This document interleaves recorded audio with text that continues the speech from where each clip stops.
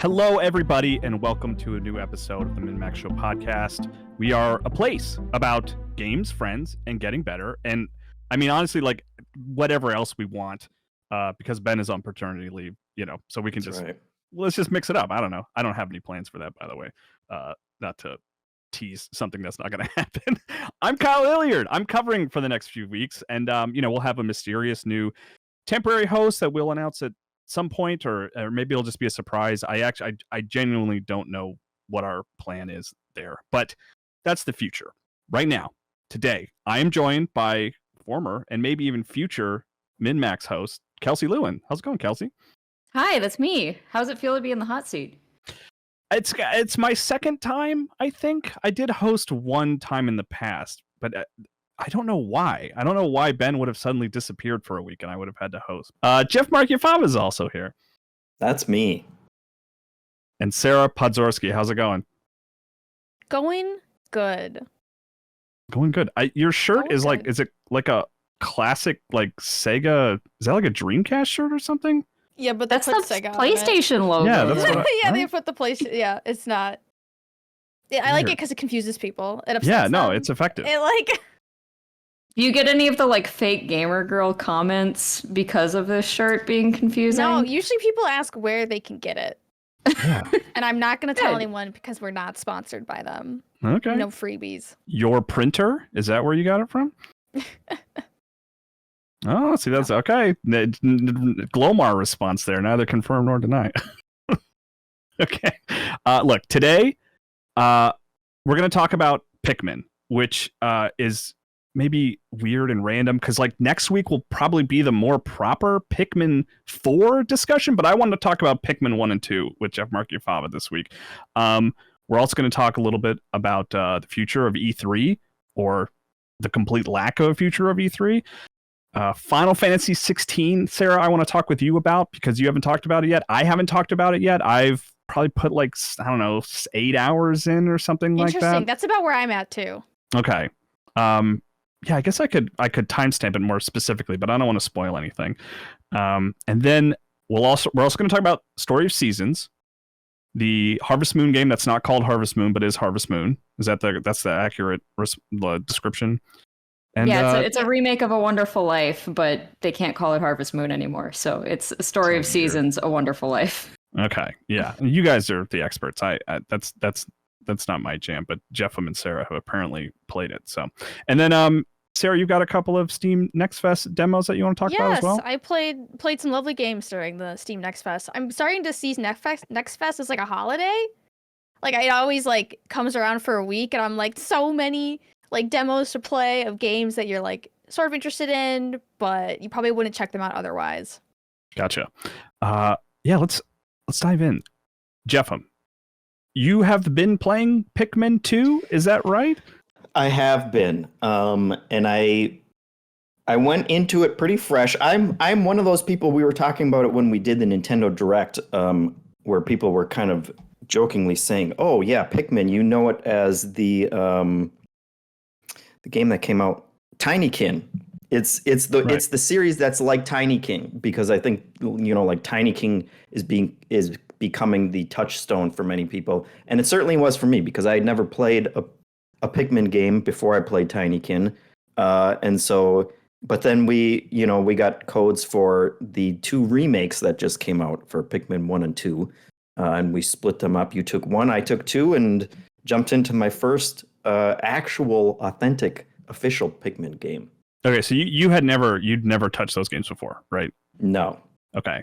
I played the original at like a friend's house on GameCube and was immediately turned off. Like, do not like this. Don't like the timer. Don't like that I have 30 days to beat the game. I walked into a puddle and killed like 50 red Pikmin, and I felt terrible. And I was like, nope, not for me.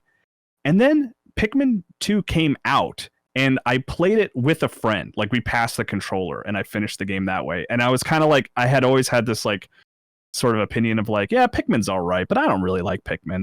And then Pikmin 3 came out, and I played and beat Pikmin 3, and I felt like I had the same opinion where I was like, I don't think I like Pikmin. And then I got the code for Pikmin 1, and I downloaded it, and with the fully intending to just be like, I'll play for like an hour. This will be nostalgic. I'll find. I can go back and kind of maybe understand this game that I didn't really understand at the time when it came out, and I ended up beating it.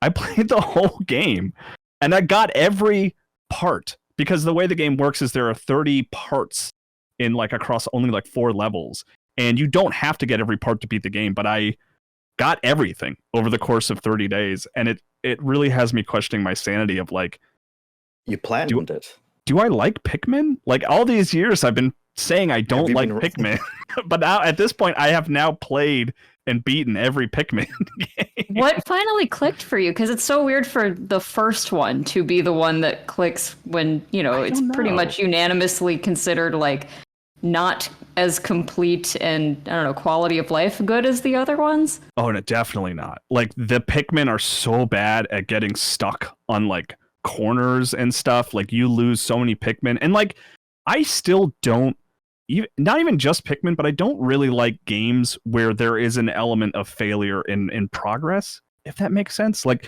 Pikmin will die over the course of playing a Pikmin game, and a lot of Pikmin in particular die in Pikmin 1 because they're very stupid. Like they get progressively better every Pikmin game, but like they'll just walk into the water and die, and they get stuck in like a corner and I can't find them, and then the day ends and they die, and it like I don't like that part of the game. Like I feel terrible about it. But I think the thing that like clicked for me this time, which I'll be curious to see what my timer says in 10 days, like how long to beat says it's an 8-hour game, but I feel like I beat it in 2 days, and I don't think I played 2 4-hour sessions. It does not feel like that. But I think the thing that clicked with me this time is going in with a legitimate understanding of what I'm doing, right? Like normally, like in the past, I just butted heads with the timer. I was like, I don't like this. I don't want to deal with this. I don't like that I have to kill Pikmin to kill this creature. But this time I knew that was part of the gameplay. And as a result, I ended up just being able to focus on the things that are fun, which is just like throwing a million Pikmin at a problem and watching it get solved. So I guess I like Pikmin. I don't it's like I'm as surprised as anybody. How much did you like Tinykin last year? I loved Tinykin. Tinykin is like amazing. And especially playing them back to back, it's kind of almost unfair to compare Tinykin so directly to Pikmin, because Tinykin really is just a really good platformer where the quote unquote Pikmin sort of function as a tool, where Pikmin is really more of like a strategy game where you're sort of thinking ahead about what you need to do. And like, even as the timer counts down for the day, you're like, okay, well, I'm not going to be able to do this today, but maybe I can do this tomorrow. Like that's more Pikmin's vibe. Sure. But yeah. For me, the first thing that I was surprised by, which I don't think it was even a component in Tinykin, but then it's something that I guess I knew was in the game, but I didn't realize to the extent. I didn't understand how much combat there was in terms of like fighting random bugs. And yes, that like, Sarah, I think you said that like you found Pikmin traumatized and you wanted to skip this conversation, but we forced you to have it anyway. You brought me back in. I can't be responsible for those little lives. Yeah, I was surprised at how much I am throwing them at enemies and fighting enemies. And then I was having a fine time with it, and I got to the end of the second level, I guess, and there was a giant boss enemy. So I was like, oh, like I've leveled up my Pikmin as much as I can in this level and whatnot. And I threw, 100 Pikmin out or whatever.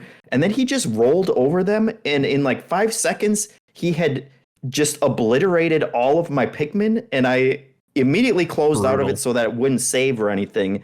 And then just avoided that boss completely and finished the level without going near him again. And I feel like, how fair or not the comparison is to Tinykin, I feel like I'm enjoying everything except the part that I didn't realize was a bigger part of Pikmin than I thought it would be.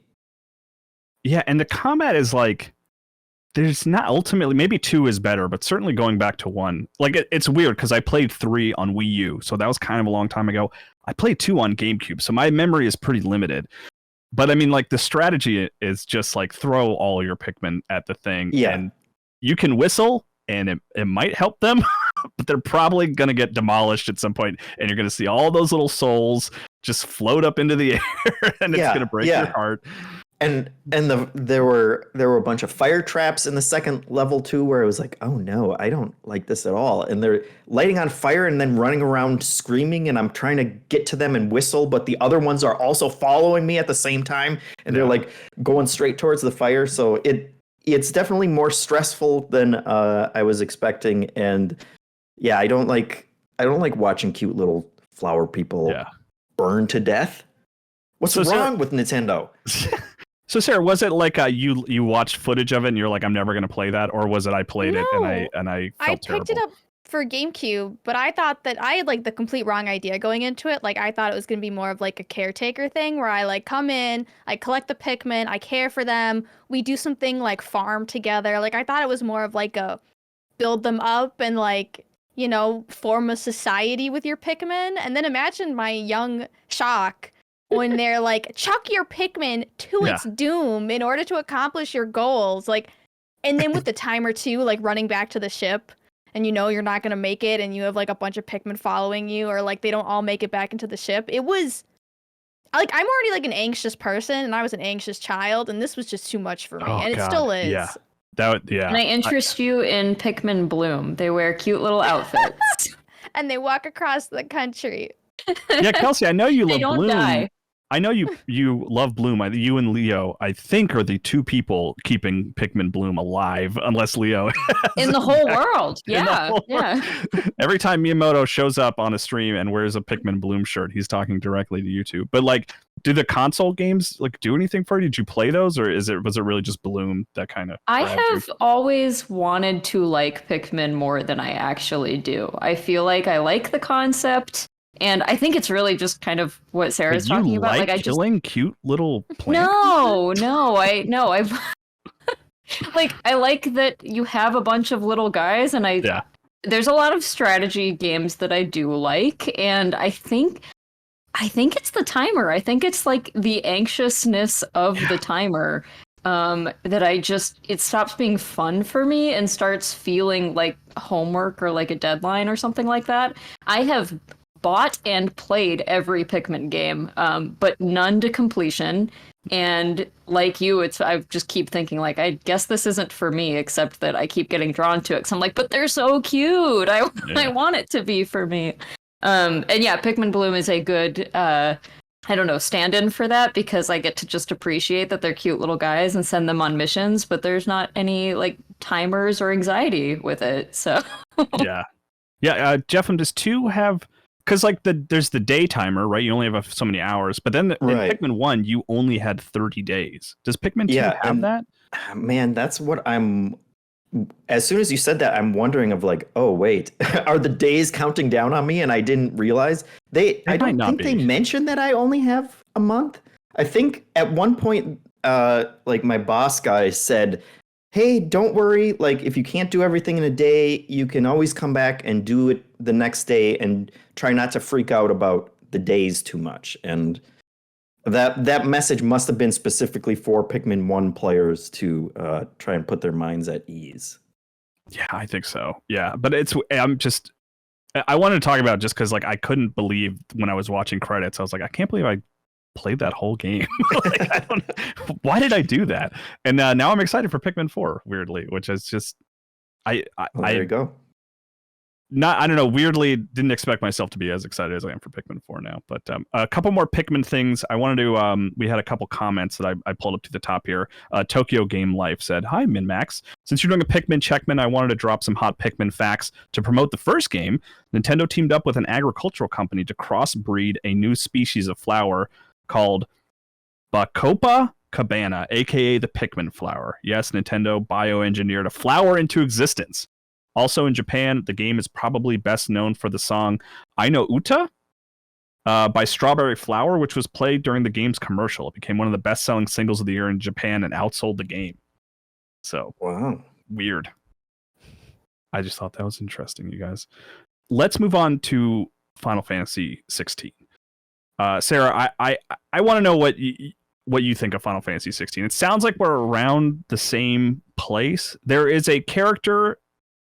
You know what? I don't even want to say that. Like, that feels like too spoilery. I was going to talk about the mortality of characters, and even that is like to timestamp where I am in the game. But me and Sid are hanging out.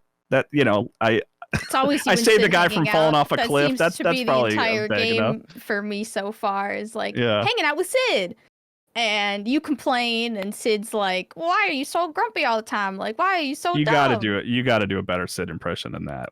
You have to have the world's lowest voice. I am a cool guy. I am a leader of the oppressed wizards. I'm a recurring character in Final Fantasy games. Am I really good? It's a little suspicious.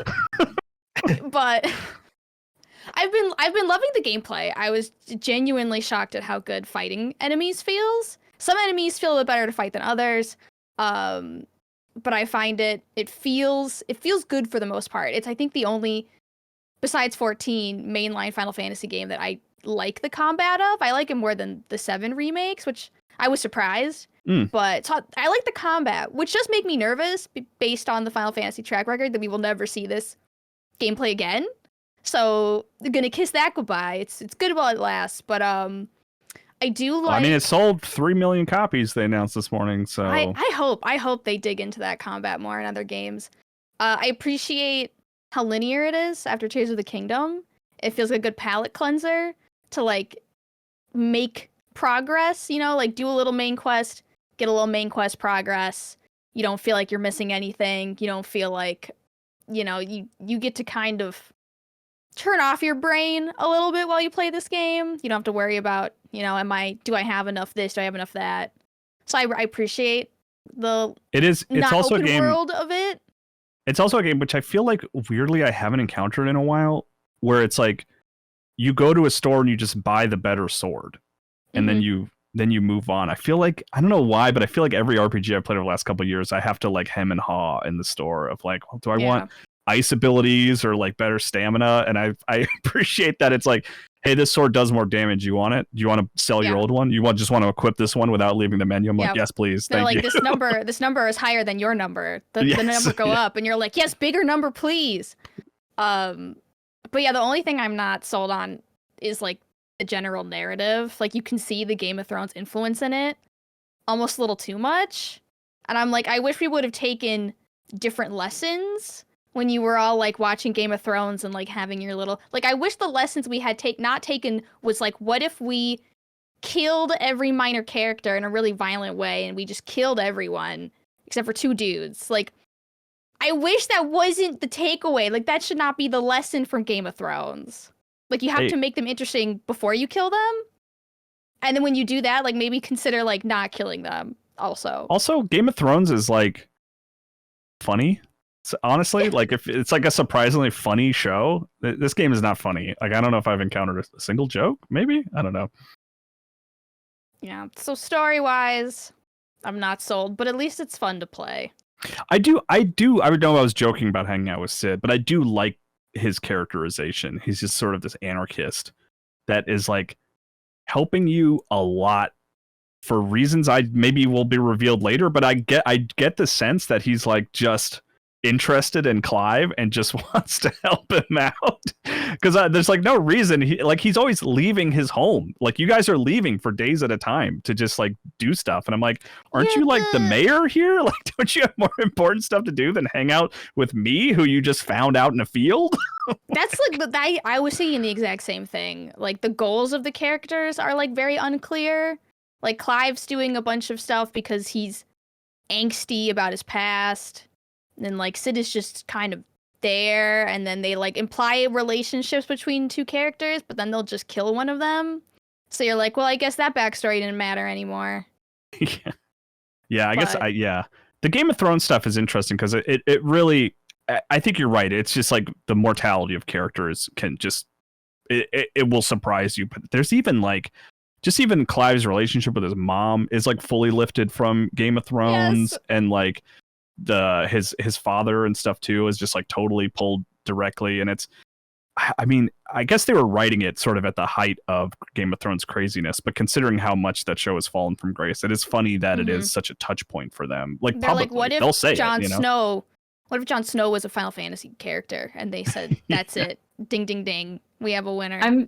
This is just making me happy. I haven't I have avoided Game of Thrones up until this point, and I'm just like earnestly enjoying this Final Fantasy without it. Like, I keep hearing that. I keep hearing like, oh, it's just exactly the same as so and so storyline in Game of Thrones, and I'm like, good thing I don't know any of that, so Yeah, I can just enjoy it. Maybe it shouldn't be like a criticism. It's not so much that I like dislike that. It's not like, oh, I've seen that before, I don't like it. It's just that I can't get out of my head of like, oh yeah, that's where they got that from, you know? I mean, and Game of Thrones is a good show and a good book. I haven't read the books, but it's a good show. So like, I understand why they would pull from it, but it's just, yeah, it's distracting more than bad, if that makes sense. Mm-hmm. Villis wrote in a comment and said, hey y'all, Final Fantasy 16 is out of control. It's so good. So while I don't know what to expect next, a lot of people have compared it to Game of Thrones, including the devs. But those of you who have played it can attest, I'm sure, that it moves into a very different tone. So I wonder if maybe Sarah and I just haven't played enough yet. Yeah. Let's see. Do you think that this hard sell association with Game of Thrones, which I still really like and think it's an apt comparison for the early game at least, has hurt as much as it has helped, as certain folks who don't like the aesthetic or the invocation of that IP? Would it have been better to spend some time on some of the elements that feel more Final Fantasy or anime or JRPG in order to stymie the not my Final Fantasy crowd? I mean, that's interesting, because Elden Ring obviously had the sort of like, they did the whole backstory with Elden Ring, and they like wrote the whole world from the guy who wrote Game of Thrones. They were like, can you make us a little world? But then it's like Final Fantasy. That's how they phrased it when they sent him that email. Can you make us a little world? Please, could you use your beautiful fantasy mind? But and then I think maybe Square was like, it worked so well for Elden Ring, let's try it. But like, you're like, no, like you just like copied the homework and like changed some of the answers. Yeah. He created something entirely new for Elden Ring. I will say I would bet, and I could be way off here, that they had basically had the script for Final Fantasy 16 written before they played Elden Ring. I'm before maybe even George R.R. Martin's association with Elden Ring was announced. I could be way off about that. Now I'm like, maybe the timelines would be worse than, but I imagine they've been working on 16 a lot longer than From Software worked on Elden Ring, just based on the fidelity of Sid's leather jacket, you know. Everyone wears black. Oh, yeah, that's cool. It's annoying. Yeah, but I do think to the question, I think it probably hurt more than it would help. Like, Final Fantasy is not a series that you need to kind of try and latch onto something else that's popular. It's popular in its own right, and its fans are like diehard fans that are going to be like, they don't want to play something that's mimicking something else. And so I can't imagine like, and also if it's going to be that close as everyone is saying, like, don't point that out in your advertising for it. Like, let people draw those conclusions if they're going to, but they basically guaranteed that was going to be the major talking point of everyone going into it. Everyone was going to be thinking about Game of Thrones and how similar it is. Like, it seems like a weird misstep for the Final Fantasy. And like, obviously I haven't played it, so I don't want, that's not like a comment on the overall story or anything else, but just that kind of marketing push of like, hey, we're really into Game of Thrones. It's been a major influence for us. It just feels very weird and very off for Final Fantasy. And I'm not even a big Final Fantasy fan, but that was just, that threw me for a loop when I heard all those. I think they were trying to justify like their M rating, which I'm only like 5 hours ish in, so I'm still very early, and I've seen a lot of like gore, and Clive says the F word, and I've seen a naked lady's back. But I'm like I get that, like, this is like the Game of Thrones, right? Like, sensual women and like access to the face and like dead people. But I'm like, are we justifying this? Like, I feel like they just say, we have an M rating, how much can we get out of it? But I don't know if it even needs that. I don't know if this is, if seeing someone take an axe to the face is uplifting my experience. Yeah, that also feels very again, as not a huge fan of the series, like, that also feels like it's not a selling point to me of okay, now Final Fantasy, but mature. We're gonna say bad words. Get ready for gore. It's like every other series that we play has gore in it. You don't. That's not gonna add a ton of value, like you said, Sarah, to Final Fantasy. Yeah, I think about it because it's like the Game of Thrones thing. I don't know if it's like marketing, right? It's not like a commercial was like, Final Fantasy inspired Game of Thrones. I think it was mostly just like a touch point for them when they talked to journalists of just like, this thing, I know this thing, but that was like, because it was so strange, that was the odd takeaway. But yeah, the violent side of it, like, and the M rating, it is weird because I mean, I guess they recognize that people who grew up playing Final Fantasy are adults at this point, but it still feels sort of adolescent when you play the game because it feels like it's like, oh, Clive says the F word, like isn't that scandalous? Isn't that racy? And it's like, I don't know, I guess. Like, I didn't know they knew the F word. We're adults now, and we don't care when someone swears or not. Yeah. It feels like that's even a thing that the producers of Game of Thrones misunderstood. Like, I was a fan of Game of Thrones, and I would roll my eyes every time they would go into some gratuitous sex scene or like overly violent. Like, that's not why we like the show either. I guess it maybe was for some people, but it's like, I like the storylines and the characters and the politics of that world. And it seems like everyone, including many other TV show makers, were like, oh, okay, checklist. We got to have boobs. We got to have major violence. Like, this is what's popular, so that's what we got to do. And it's like, no, you're missing the meat of the actual storytelling. That's what people liked about this. Yeah, it's funny. I haven't seen a lot of people talk about it because I guess it gets into spoilers and maybe people just don't care. But it's, as I get deeper, the more direct line of narrative inspiration I see is actually Attack on Titan, because it's about like people who turn into monsters. Yeah, I can see that. And sort of like monster bloodlines and stuff like that. But all that being said, I feel like we've been kind of negative on it. Like, I'm really liking it. Like, the combat's fun, and the story, like, I want to see what happens next. I'm interested. I'm engaged. I like the early twists. I've like been twists that I called like a mile away, and it's like mostly I've just been like, can we like reveal this thing so that we can actually get to the more interesting, like, let's just stop keeping this part a secret.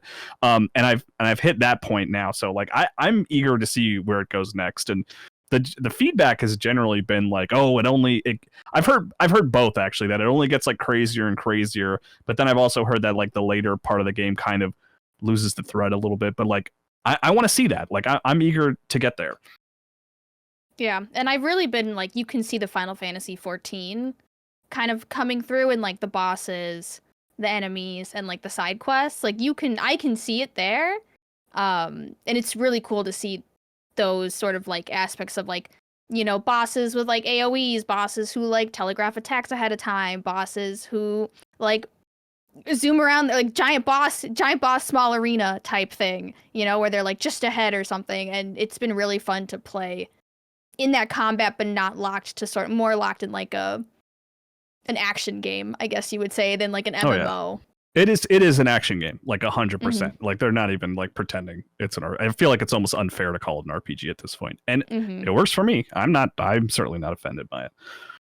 But I guess I can understand why some people are. I mean, it's so weird because I hit my mic with my mouth, because Final Fantasy is a game that like reinvents itself like every entry, every single time.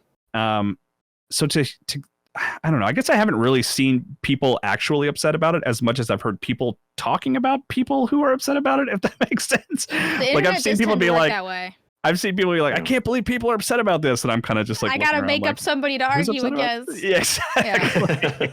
Which is like video game social media. But I hope for like, if they're going to rip off like a fantasy series, I hope the next one is like Lord of the Rings. And less so Game of Thrones, because that would be awesome.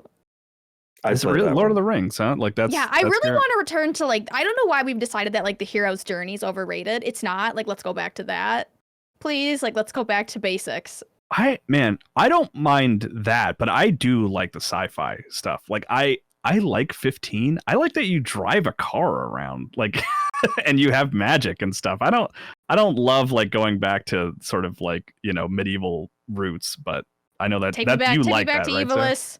Let's go do a little jig. Let me play my lute. No, let's have cities, industrial, cars. I'm into that. Well, we'll roll the dice and We we'll got- see who we got wins then, city- the next Final Fantasy. City Let's boy see and who's gonna country win. girl here. Yeah. That's right. Well, I'll have 7 remake waiting in the wings for me for that. So, all right, guys. You're just gonna have to tell me about Story of Seasons. Jeff, this is your favorite game of the year. Is that right? Is that fair to say? Oh yeah. Yeah. Defend it. Why is this better How than much have Tears you- of the No. Kingdom? How much have you played?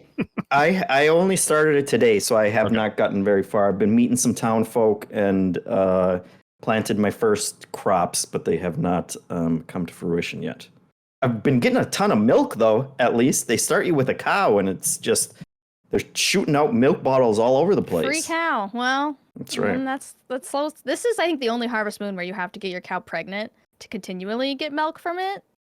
Well, the last now you don't have to do that. Yeah, but this is you used to in this one. Yes, yeah. It's So this very, is, I mean, Sarah, I think you and I both played this game a lot as a kid, right? Like the Yeah. GameCube version. This Oh was yeah, real stable. quick, can you guys set the table? Because it is a remake of a Harvest Yep. Moon, right? Yeah, The it's Ga- a the GameCube remake one? of. Yeah, so there was A Wonderful Life on the GameCube, and then shortly after that, they came out with Another Wonderful Life, which is the same game, but you just get to play as a girl, and you have the male bachelor options to romance at that point. They just kind of squished it all together, and you can. I mean, what's cool about it is that you are not tied to any like gender or like preferences or anything. Like you can romance anybody and you can be whatever you want to be. So I think that part is pretty cool. But yeah, I don't know, it was my favorite Harvest Moon game growing up. Okay. And so I was really excited for this remake, even, knowing it was going to be a little bit dated. But it's like, I don't know, Sarah and I have been talking about it a little bit, but it is, I really am enjoying it. And I'm also going to say I find it difficult to recommend if you don't already like older Harvest Moon games. Because, it's not like a Stardew Valley or something where there's just no kind of like sprinklers. There'll never be sprinklers. yeah, you are not It's- like optimizing. You're not like building a farm to optimize it, and you're also like you do run out of stuff to do. Like it's not like an endless, you have all kinds of different chores and stuff.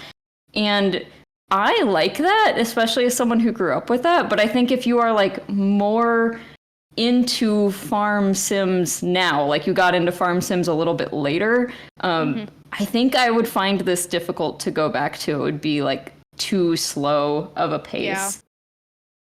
So, but they've made some changes to this one. They've made a couple of like quality of life changes, and then just some, I don't know, like technically quality of life, but I'm confused by it changes, like what we were just referencing, which is that, you used to have to actually like manage your livestock very closely. So if you wanted your cows to produce milk, they actually had to have been like recently pregnant. Like how cows work in the real world, I assume. I've never looked that up. I assume that's how, Yes, that's how they work. But that's how I learned about it as a kid, and I was like, wait, really? Like, in order for Yeah. a cow to produce milk, it has to give birth regularly, and then there's like a special period of time where the cow gives a certain kind of milk that's different than the milk that we drink. But you have to isolate the baby. I don't know. This was a Harvest Moon introducing me to the hard truths of the dairy industry. And they have removed all of that, I think, in this game. Yeah, so your cows will just always have milk. You get like more milk / better milk if you continue to do, like, you still have the option to like, breed them and stuff and then have better milk and more milk, but you don't have to do any of that. They also don't get sick and die anymore, which was a thing in the first game. And again, like a difficult thing you have to manage. Like you would put them out into the pasture and then it would start raining and you'd be like, crap, I need to go shove my cows one by one back into the barn because you used to otherwise have to push them, like Wait, physically push each and Because every cow. they'll get struck by lightning. No, they get sick. it's just like getting Oh. cold. They get Oh, okay, I sick. don't know. Okay, you've been playing too much Tears of the Kingdom. Yeah, just remove all the metal objects. Yeah. Or go find the Thunder Helm. That's like it's not that hard, guys. Just make your cow eat like stuff for lightning resistance. It's no big deal. The thing that I sort of, as from the outside, like Stardew Valley is this like massive hit that people love, that revitalized the farming sim, and it's like it feels like such a PUBG Fortnite situation where like PUBG established this thing, and then Fortnite came and just like totally took over the genre, and then PUBG could never catch up. And I feel like I said, admittedly from the outside, because I'm not a big farming sim guy. It just feels like Story of Seasons, Harvest Moon are just like they're just never going to catch up to Stardew Valley. Like, is that a fair assessment?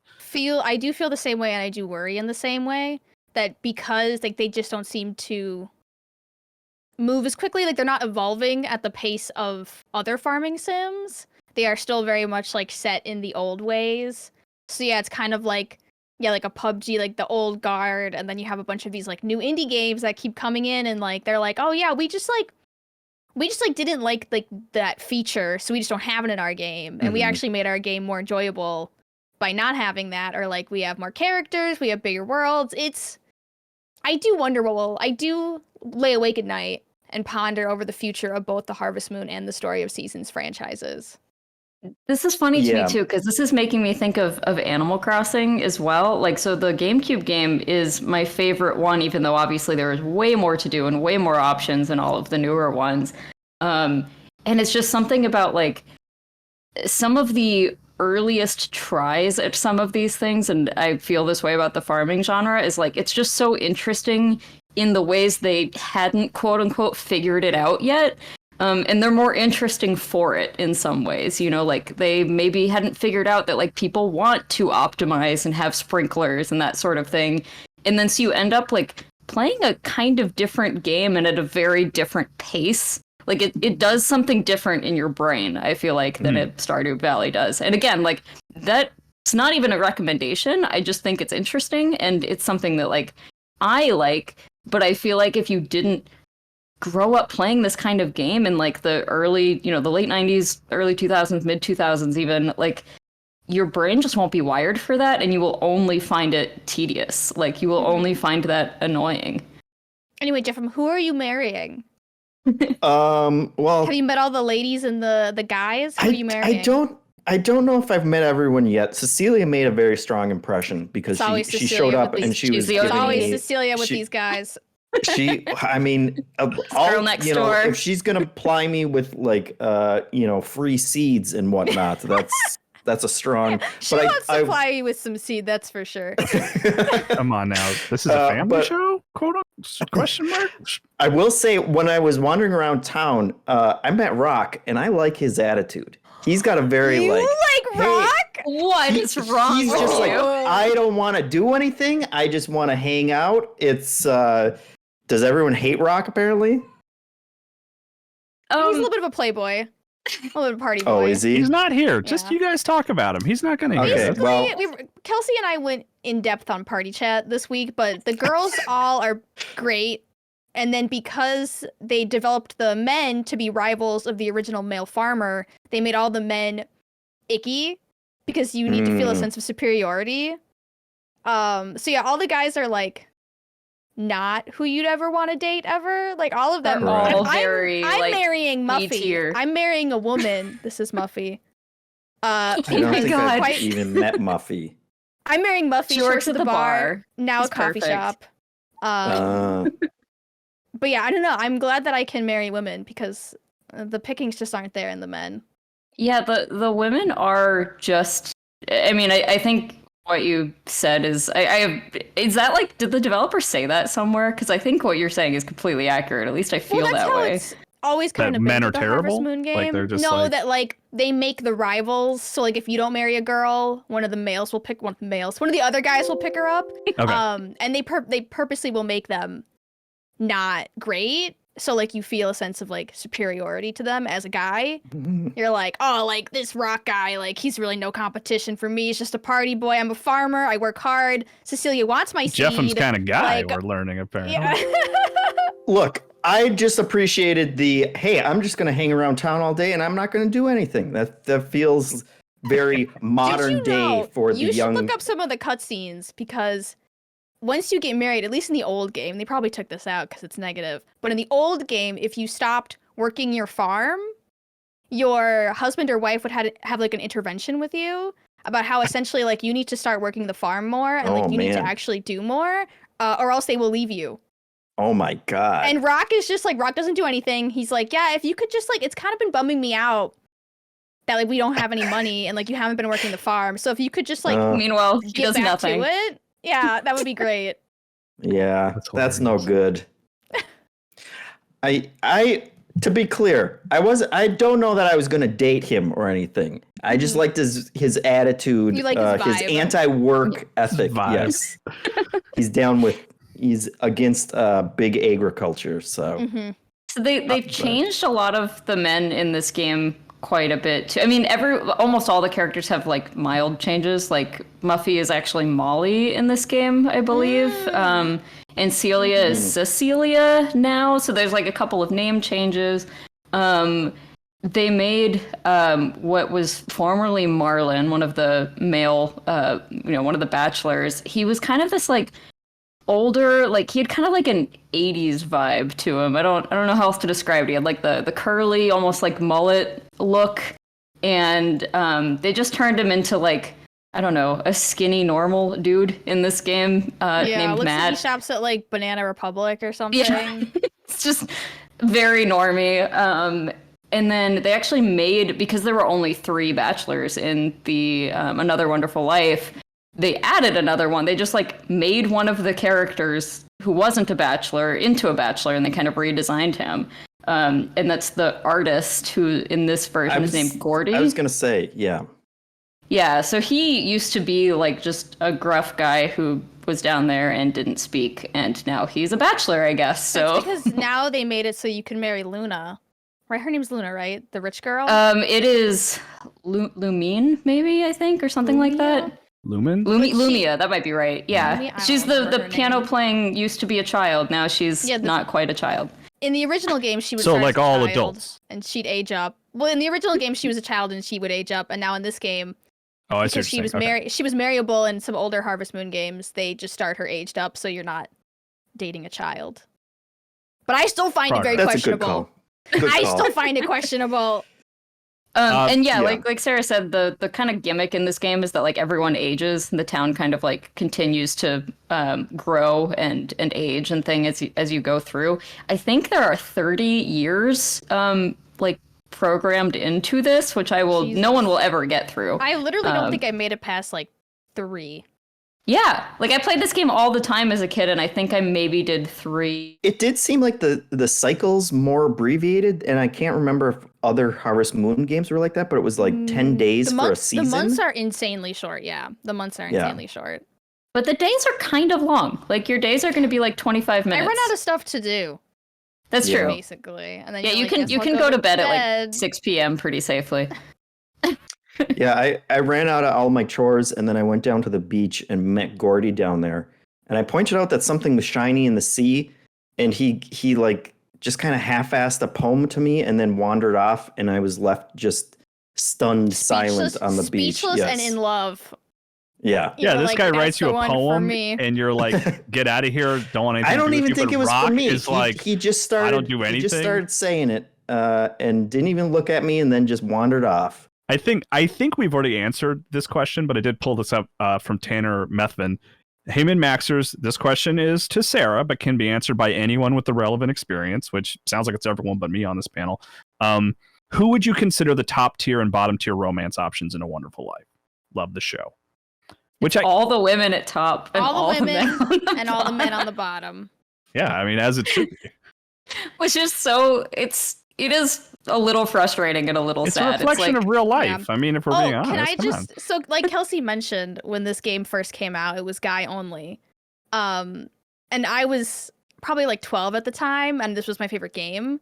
And I was complaining to my mom that you can't play as a girl, and that it's so weird that you can't play as a girl and you're stuck as a guy. And she was like, sweetie, I think she just wanted me to stop talking to her about it. She was like, you should email them and let them know how you feel. So I quite literally went to Natsume customer support and wrote a very heartfelt email from a 12-year-old, and I was like, could you please can I like play as a girl in the Harvest Moon games? And then like obviously because of my email, but like 3 months later they released Another Wonderful Life where you play as a girl. They so had to really got crunch 2 on that games just out for of me. you. Yeah, they had to really, and they got 2 games out of me. So everyone's welcome. You are Thank all you. welcome. This is all because of me personally, but I think I speak for everyone when I say we're grateful.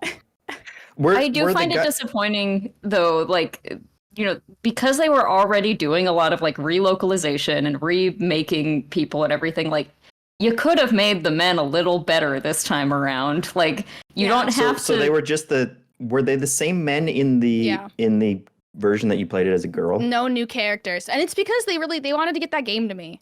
I'm sorry, guys. I should have told them. Fair enough. These men suck. That's my bad. My wife was trying to pitch it to my daughter last night because she's like looking for something to play and she loves Stardew Valley. And apparently you can continue farming from heaven if you die. Do you guys know anything about this? Or is this a spoiler alert? You can die? Like a late game spoiler. I didn't know you could die. After those 30 years. Is that after year 30? Maybe. I'm in heaven now, managing my heaven farm. I guess it's a mode. I think it like, hold on. I want to Google it real quick. I should have had it. I know that I was but it's like frustrated heaven that mode like, or something. Your child never takes over the farm, or your child never like. No, I think they can. Helps. Do they now? I think it just depends on. Oh, I don't know if they ever could in the original. Because I don't think I ever played quite that long. Artist? Yeah, I think it's they can like either take over the farm, or you can be like, you should actually pursue your passions, or you can be like, no, you will work the family business until you die. The farm. Yeah, so to be clear, it's called heaven mode. After you pass away, you'll enter what is called heaven mode, where you get to keep farming as much as you want. This is according to touchtapplay.com. Are you like in the clouds or something, or does it just look the same? I wonder if time just doesn't move, or like you don't like it's just like letting you know that like past this point there won't be no new content, but you can keep farming, I guess. Yeah, I don't know. You guys got to play for 30 years. How many hours get on that, Kelsey. Gameplay would that be? Like, well, if every day is 20 minutes and every month is 10 days, and there's third season and there's 4 seasons. I'm not going to do this math, but someone can, and it's a lot. I'm not. Right in next week. Hey, one more quick question, and I hope it's not a spoiler. What's with the lazy lizard who's just hangs out by the river? There's a lot of that. Because there's also like a little tanuki that lives. There's a turtle too. There's a turtle. There's no depth to it. It's just you go over there and they're like, it had a bandage on its arm though? No, they all have bandanas. Like your dogs have bandanas. Okay. The turtle has a bandana. Yeah. It's called Lazy Lizard? No, he just looks tired. He looks like a tired. Jeffem has a type. Like he's fascinated by Rock, who's apparently very lazy. This lizard is very enamored with it. Look, I got a 2-year-old. I haven't had a good night's sleep in 2 years. Gosh. I just want to sit on the couch. And now you have a farm to run. Of course you like Rock. Yeah.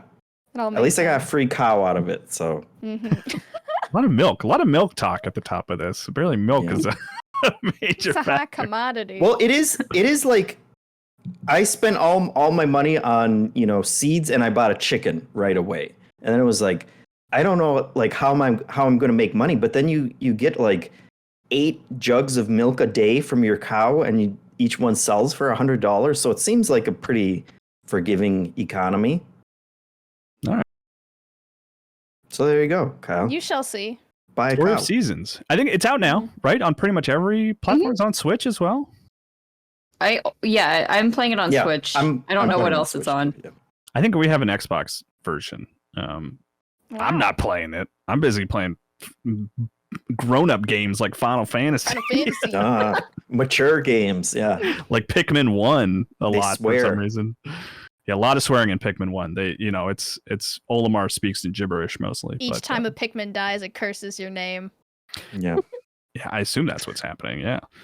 Sarah, can you run us? I don't know how you want to do this. You had 5 games you wanted to touch on from Steam Next Fest. We can just talk about my top 3 Steam Next Fest games. Let's and then we'll talk a little bit about E3 afterward. What do you want? Do you want me to throw? You just tell me. I could give you your list that you sent me. I'll let you know what I like. Okay. No, I'm going to decide for you. I think you really like the Cosmic Wheel Sisterhood. I did like that one. Okay, there we go. See, I know what I'm talking about. Yeah, so I played. I think it's a Devolver Digital publisher for this game. It's called the Cosmic Wheel Sisterhood. Incredibly witchy vibes. You play as an exiled witch. You're living by yourself on an asteroid. You've been exiled because you are a fortune teller and you foretold the end of your coven. So they just kind of got rid of you because you were being kind of a downer. And eventually she's out there for 200 years and she's like, I actually hate this. So you summon what they call a behemoth, but it's actually a giant demon. And you make a pact with this demon. You essentially sell your soul to this demon in order to get out of this exile. And they took away your tarot cards, which is what you use to tell the future. So the demon is like, you can make your own tarot cards using the 4 elements. And you go it's really cool how you make these cards because you have like limited resources and you can pick like a background, an image that goes on top, and then like accessories for said image. But based on the images you choose, they all kind of have different meanings. It changes the meaning of the card overall. And then you make all these cards, you can kind of pick if you're going to be like good or bad, or like what kind of vibe you're going for. And real quick, is it a card game? Or are we No. what kind of, what genre are we talking about here? I would say narrative. I would say Okay. kind of like a choices matter narrative. Because you do kind of pick like what your desires are, like what you want from the demon. It's like, do you want everyone to like you? Do you want everyone to fear you? Like, do you want ultimate power? Like, do you want to bring about like change or end everything? Like, what do you want? And then you build this deck and you can tell people's fortunes with it, but you have options. So like you'll have something like the past and the future, and you'll pull a card and you're going to be like, this card says death. Do I want to put this card on past or future? And then based on where you put the card, it will change their personal fate, essentially. And you will get to kind of pick and choose what you want to say to them, which will affect, I think, how the story will evolve. But just super cool narrative, super cool choices, very pretty art. I really liked making the cards. Really sad when the demo ended. It was like, sorry, you don't get to see what happens. And I was like, but my choices. I made so many choices. My choices. But yeah, I'm really interested to see where the rest of this game goes because it was very cool. The Cosmic Wheel Sisterhood. Yeah. Mm-hmm. If you've ever like gone through a witch phase in your life, if you ever went through like a witchy, this is absolutely the game for you. I think most young girls go through a weird witch phase, not just me. But yeah, definitely check it out. All right. I feel like we're like coming up on some, you know how I think there's going to be like all of a sudden there's going to be a lot of witch games and witch TV shows and witch movies, right? There's like I think we're due. I think it's about to happen. I don't know why. Something in the air, I guess, you know. It definitely feels like my generation has finally aged up and is making games. Like the boom of farming sims, the boom of very like female-centric games. Like it's nice to see, sort of like there's more variety now than ever, it feels like. And I'm like, yeah, we're making games now. Not me, but everybody else. We're making games now.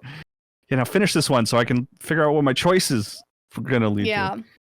Should I take another stab at one for you? Yeah. Let's see. Oh, I can't wait to hear about Wood and Weather.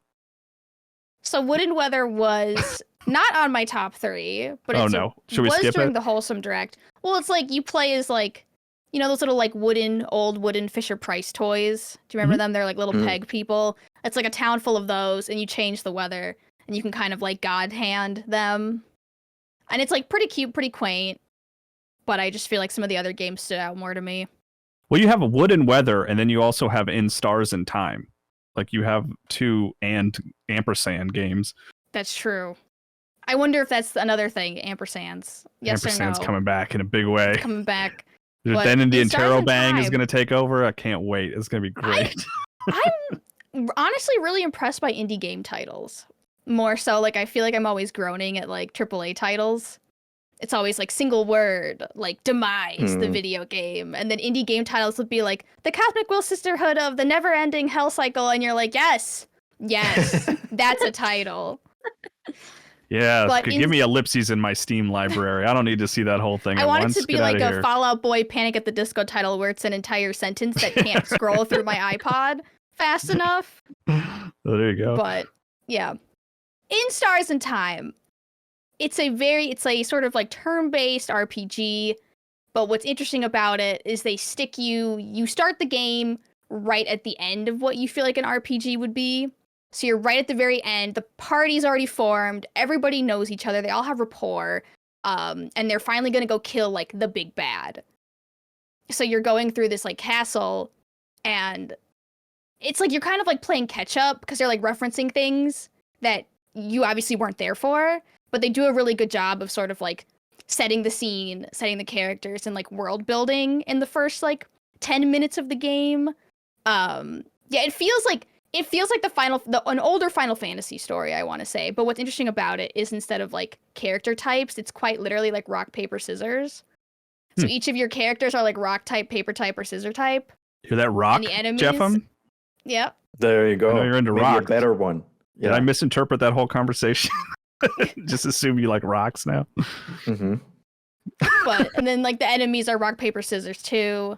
But what makes this interesting is that actually you're going through the castle and your character dies. Just immediately dies, and then you find out you're in a time loop. And you're now time looping through the entire end of this dungeon, like trying to figure out how to get through, and like, why are you stuck in a time loop? No one else seems to be stuck in a time loop. So it's kind of like combining the time loop genre and the JRPG genre. So definitely really interesting. Is it pixelated? Is it like overhead perspective? It's sort of like a black white, looks a little bit like Undertale. Okay. Earthbound-esque, like that kind of like 2D type of looking thing.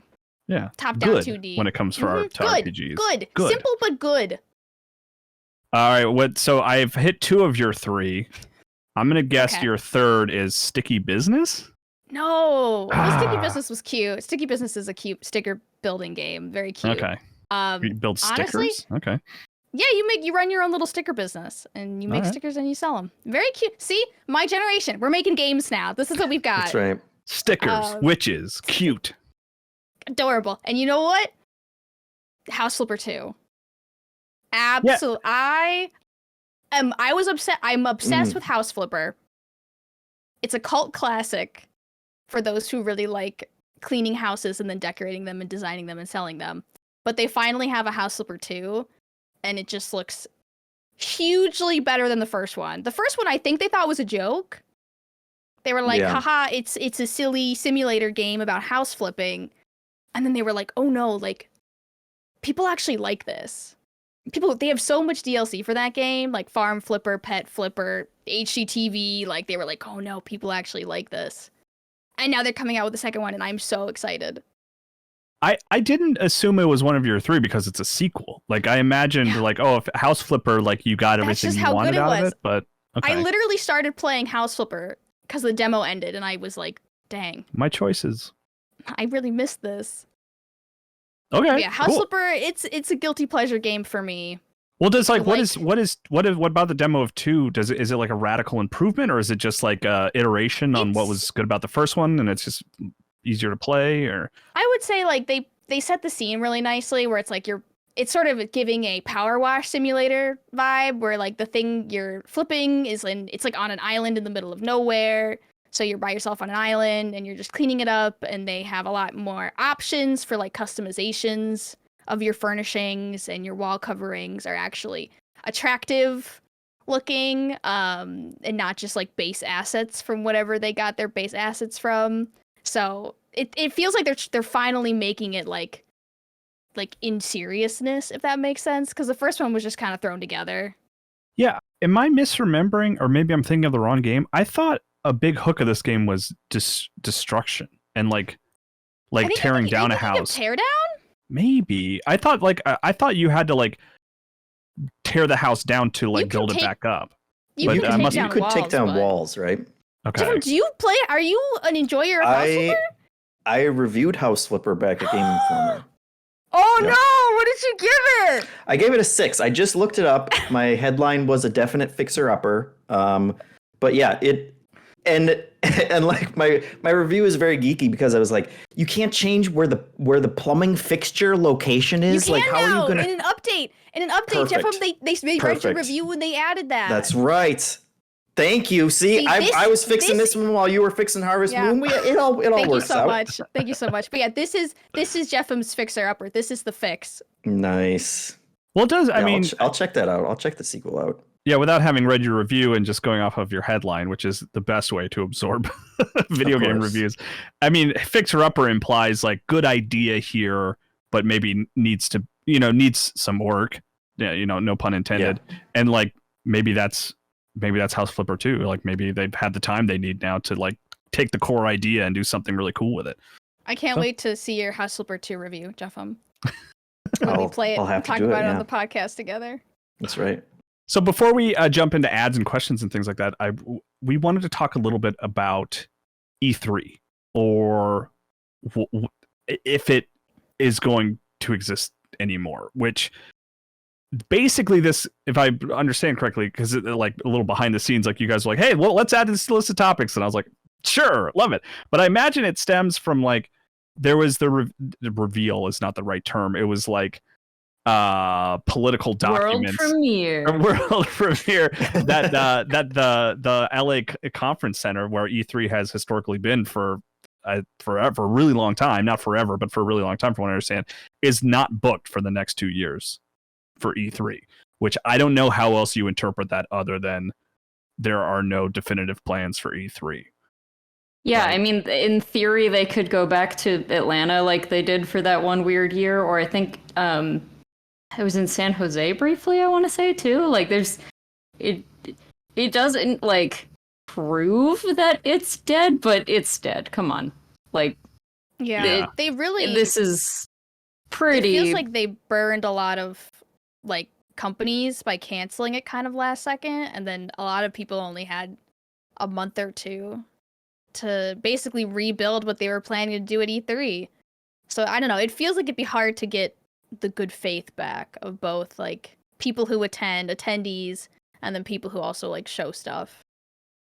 Yeah, this sort of year kind of, to me at least, cemented it's like, well, the E3 branding is like completely unnecessary. The one thing that I missed, which is stupid, admittedly, was like I liked having a single term to refer to this like 2-week period in the summer where lots of video game things were happening. I don't think that's stupid at all. Okay. It is annoying that what we're stuck with right now is like Jeff Keighley's phrase. Like, I don't want that to be... And friends, I guess, Yeah, I don't want to call it Summer Games Fest. I want to call it something shorter. How true of it was that for E3, the last few years that E3 existed, because it's like Microsoft spun out to do their own thing. Like we still kind of, we personally lumped them under that umbrella, but it was like they had already lost Microsoft, they already lost Sony. They were all kind of doing their own thing within that window still that we said like, hey, this is E3, but it was all like next door. Like it was also geographically still essentially at E3, which I think helped kind of for grouping it all together. It's like, okay, Microsoft is not inside the LA Convention Center or whatever, but they're at LA Live right next door. Like it's, that still feels like, or like how Devolver always had that parking lot across the street from E3. The defined parking lot. Yeah, it's like that is... It was all, you could draw a big circle around the whole thing, even like geographically, as well as it all just happening in the same week. So, but it does, I mean, this is our first year of like proof of that, but it does kind of feel like that's still going to continue, right? Like pretty much every company was just like, okay, sure, we'll just still shove it into the same 2-week window that you guys have come to expect. Yeah. Which, I mean, like my silly thing was just like, I would want to say things like, oh, my favorite game that I saw at Summer Game Fest. Well, it wasn't really, it was the Xbox thing, but and it's just like, yeah, it's like, do you lump it? Because I know Summer Game Fest like claimed like they had a stream and they've started like claiming other things as well, like the Ubisoft Forward event. They were like, anything you play there counts as a Summer Game Fest game. So it's like they just need to figure it out on their end. Because yeah, like Wholesome Direct isn't considered part of Summer Game Fest. Like a lot of like the smaller presentations aren't. So it's like, I'm like, what are we doing here? Can we all figure it out? Like, am I coming to LA for like 3 days, or am I gonna go to LA for a week? I mean, and I want that sort of naming structure where I can call it all one thing, but at the same time, I don't want it to just stem from Summer Game Fest, right? I don't want Keighley to just put his umbrella over all of it and be like, dibs, you know? I don't mind that Microsoft and PlayStation had their own shows separately from it. That's why we gotta announce MinnMax Summer Fun Time, and we'll have a bigger umbrella. MinnMax Summer Game Time. Fest is part of MinnMax Summer Fun Time, but you just know. claim it. I do want to point out. 210s. I completely agree with you, but I also do want to point out how silly this is that we are defending like a corporate lobbying group's naming structure over Jeff Keighley's. Like, one is not inherently better or more ethical or more natural than the other. We're just more used to it. I don't understand why it's Summer Game Fest.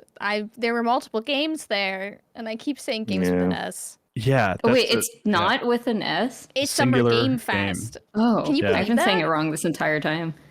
I mean, I think they named it wrong.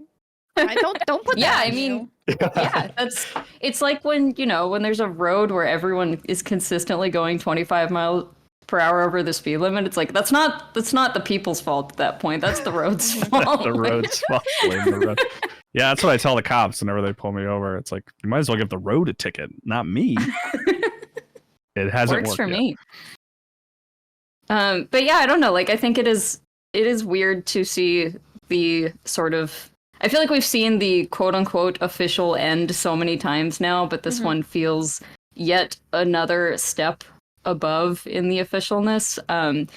But I think, I don't know, none of us are particularly old, so like E3 has been going since 95, but before that, like there was a game industry for like 20 years before that, and it was just CES, and then everyone stopped thinking about CES completely. So I think in another like 10 years we will just maybe stop thinking about E3 completely, and yeah, that's a good point. It seems like a fitting end that it comes not from the ESA announcing anything, but we just kind of found out about it because of the convention center. Like it's like a leak. That lack of messaging and lack of clear plan is exactly why it happened to begin with. And so, yeah. All this being said, if next year they're like, surprise, E3 2024, it's happening, like I would be like, oh, okay, yeah, like it wouldn't blow my mind. I'd be like, oh, okay, cool. Good for you. I'd be like, okay, can't wait for this to get canceled 3 days before it's supposed to be waiting to Fire hear... Festival this. Yeah, I'd be waiting to hear who is confirmed not coming again, like we did this year. Right. I just hope that like I do like, as busy and crazy as it is, as people who sort of cover games, I like the big blast of just like a million things happening. Like, it's fun. I hope it doesn't spread out too much as like chaotic and stressful as that time of year is for me and for us. Like, I like having it all. I like it, like, Christmas for gamers, right? Like, I enjoy that. I hope that continues. Yeah, and it helps you get excited for, the rest of the year and everything coming up. It doesn't make a lot of sense for the publishers to squeeze everything into the same news cycle, but it is, as consumers, it's very fun. And hopefully that carries some weight with them, that, all the collective user base of video games, we all kind of want to see everyone there, want to see them showing off, and kind of it has always felt like a celebration, not just of what's coming up, but kind of a celebration of video games that everyone comes into. And I would hope that everyone continues to try and pick a close window in there and share their stuff. Yeah. And we're calling it MinnMax Summer Fun Time. Yep. Yes. Candy. Rebranding. Our umbrella now. Hey, Jeff, I had an important follow-up question for you about E3, which is of course, do you know how this whole thing operates? MinnMax Summer Fun Time. I almost forgot the name already. It's all funded through patreon.com/MinnMax, right? Here we are. That's right. You nailed it. See, we can do this without Ben. That's not that hard. Easy. Let's see. He does this like this is nothing. This is very easy for me to put together all these notes and stress about it all day. But yeah, patreon.com/MinnMax 2 ends. And of course, we are also supported by Rocket Money. Not to be confused with Rocket Mortgage, which happened in a recent episode. Go look that up. It's hilarious. But Rocket Money, it's a service that helps you cancel unwanted subscriptions. I'm sure we've all had to deal with this. I got an email this morning that was like, oh, by the way, you've been charged for Apple TV and Peacock, which are two services that I'm not actively watching right now. I signed up for Peacock to watch Poker Face, and that show's over. So I don't know why I'm still paying money to Peacock. If I had Rocket Money, they could have helped me with that. But too little, too late, I guess at this point. Rocket Money is a personal finance app that finds and cancels your unwanted subscriptions, monitors your spending, and helps lower your bills all in one place. Stop throwing away money, cancel unwanted subscriptions, and manage your expenses the easy way by going to rocketmoney.com/MinnMax with 2 N's. That's rocketmoney.com/MinnMax. I'm going to say it one more time. rocketmoney.com/MinnMax, MinnMax. There's 2 N's in there. I said every letter. No. Except for N's. And of course, we are also supported, as we have been since nearly the dawn of MinnMax, by I Am 8-Bit, which is currently taking pre-orders on the vinyl soundtrack and art prints for the Bugsnax soundtrack, which is a very good video game. I like Bugsnax a lot. Last I checked, it is my daughter's favorite video game of all time. Wow. Maybe it might have been underseated by Undertale or Stardew Valley at this point, or maybe Animal Crossing, but there was a time it was Bugsnax, like number one. And so this the Bugsnax soundtrack, it's a 2-record collection on orange cream vinyl with album art from Nicole Gustafsson and music from Seth Parker, and it also has, of course, the It's Bugsnax track from Caro Caro Bonita. We all know that song and love it. Jeffem, can you sing it for me right now? Bugsnax, it's a bug snack. You're pretty close, actually. Like it's not bad. There's also limited edition art prints available of that art on the vinyl, printed on textured cotton rag paper. Is that exciting, Kelsey? Fancy. Of course. Can you pronounce the next word? I don't think I have that one written down. Actually, I think I just skipped it because I was like, I don't know what to do with that one. And of course, we will select a question of the week, as we do every week. And I Am 8-Bit will send that person a prize in the mail. So let's all remember these questions and pick our favorite and just have a good old time. Matt Parsa, excuse me. Salutations, ministers with 2 N's. I'm not sure about that one. Quick question. Which is cooler, mechs, big robots, or kaijus, big monsters? Thank you. I think I'm Team Mech. Are we? I'm Mech for sure. Team Kaiju.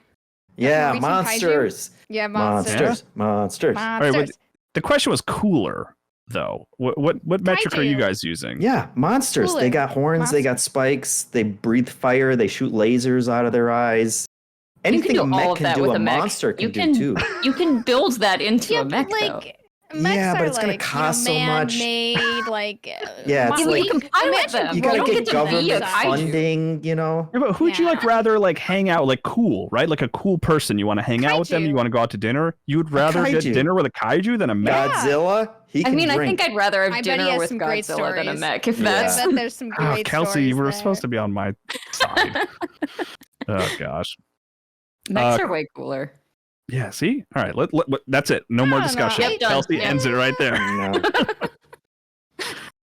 So Chris asks, or states rather, and then ends with a question eventually. I've been having a lot of nightmares about video games lately. One based on Vampire Survivors. Another was just losing a lot of progress because of forgetting to save.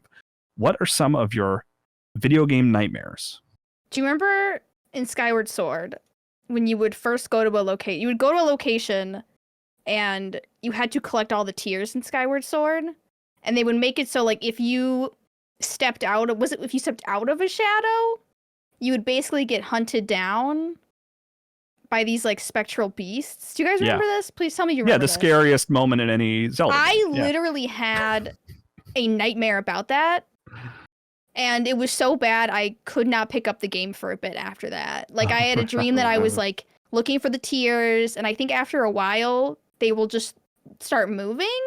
Yeah, the Silent Realm, the Guardians would just start like creepy. hunting you down, and they're like, "Oh, the Guardians are coming for you."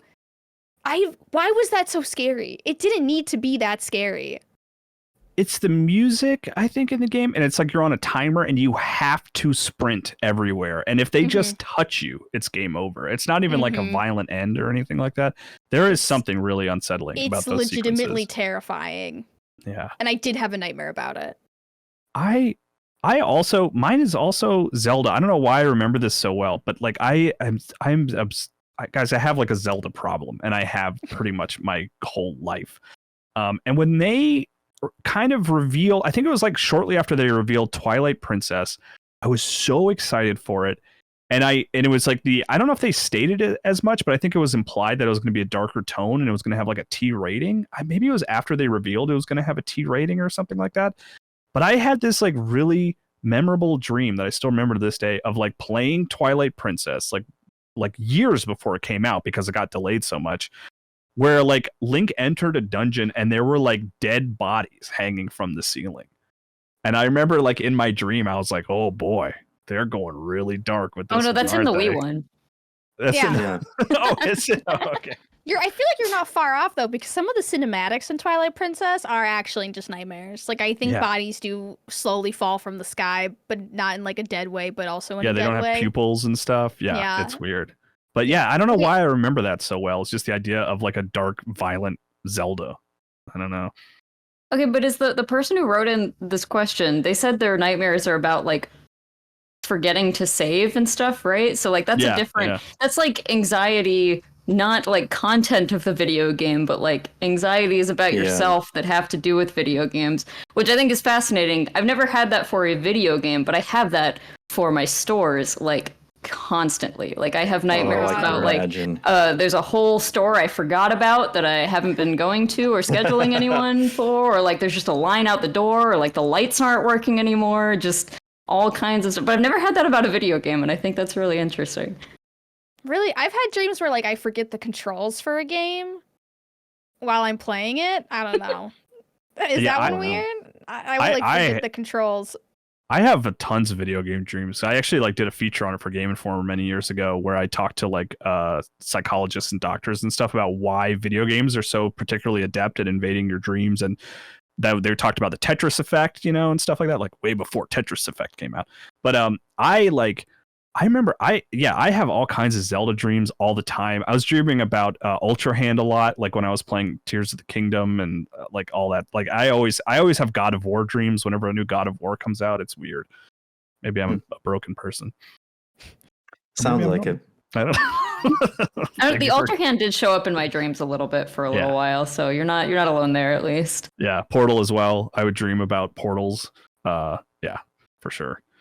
Let's see. Oh, wait. Amador Lopez. With the recent Nintendo Direct behind us, many think Nintendo is officially starting its slowdown period in preparation for the next generation. Do you think this is the case based off the announced titles, or is there still a ways to go, similar to the 3DS? I feel like that's giving a lot of credit to the idea that Nintendo ramps up and ramps down versus just Nintendo has dry periods, and sometimes those coincide with a new system coming. And I mean, we're getting a new Mario game this year. Yeah, that was the one thing that like the sort of thesis of the question, which I recognize what they're getting at, is like, is there any hint that a new console is coming, which I would be excited about, but it doesn't feel like they're slowing down to me. We've got Pikmin 4 is right around the corner. They announced a new Mario. Like you said, Tears of the Kingdom like just came out. We got a new WarioWare coming, the Super Mario RPG remake. Like those are all things that are really exciting to me, that say to me that Switch still has a lot of life left in it. But I guess it always feels like Nintendo has at least one big game where they're like, oh crap, let's just bridge it between the two systems, because it's coming out towards the end of it anyway. So I don't know. It feels like we're still in a very good place, whether whenever the next system comes. It still feels like there's a lot of Nintendo stuff immediately on the horizon that I'm excited about. Yeah, I agree. Not enough hype last week for Super Mario RPG, you guys. I'm sorry. You guys need to be over the moon for that thing. I'm excited for that game. I'm so excited we were for excited. Everyone else. I know. Well, and for myself. Like, I'm excited to play it, but it's one of those things where it's like, I know there are people losing their minds right now, and I'm very happy for them. Yeah. Kyle was one of them. I was one of them. That game, just as quick aside, that game is very special to me because I had played RPGs like over at like a friend's house or something, which if you just like play 10 minutes of Final Fantasy VI in the middle of someone's save at a friend's house when like Donkey Kong Country and Super Mario World is like right there, I didn't get it. I was like, you just like walk around and people fight you and you just like have to select from a menu. This sucks. Why would anybody like this? And Mario RPG was the first turn-based RPG that I played to completion and finished and had that sort of epiphany of like, oh, okay. It's about like getting stronger and like, that was like me understanding sort of RPGs on a basic level. So I was very excited to see Super Mario RPG getting a remake. That's very cool.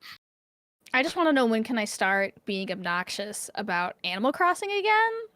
Like, I watched that direct and I was like, do I get to start asking about Animal Crossing now? Like, it's been 3 years. Like, I know it's going to be at least 7 years. Lord knows it'll be 10 years. But it's like, when do I get to start being obnoxious? Well, maybe they'll release a board game for you. Yeah. Oh, and Animal Crossing Amiibo Fest too. Yeah. Oh my God, I still remember my just the range of emotions I felt in that 10-second period when that was first shown off, because they did not make it obvious in the first few seconds. Like, it was just gonna be a board game. Yeah, it was just nice looking Animal Crossing models. So what else am I supposed to think this is going to be? I paid full price for Animal Crossing. Me too. Fest, even though it went on sale 3 days after it came out. Oh my gosh. Oh, I pre-ordered it. Yeah, This is my shame. This is the burden I bear. Oh, what is the feasibility? I keep going off on these tangents.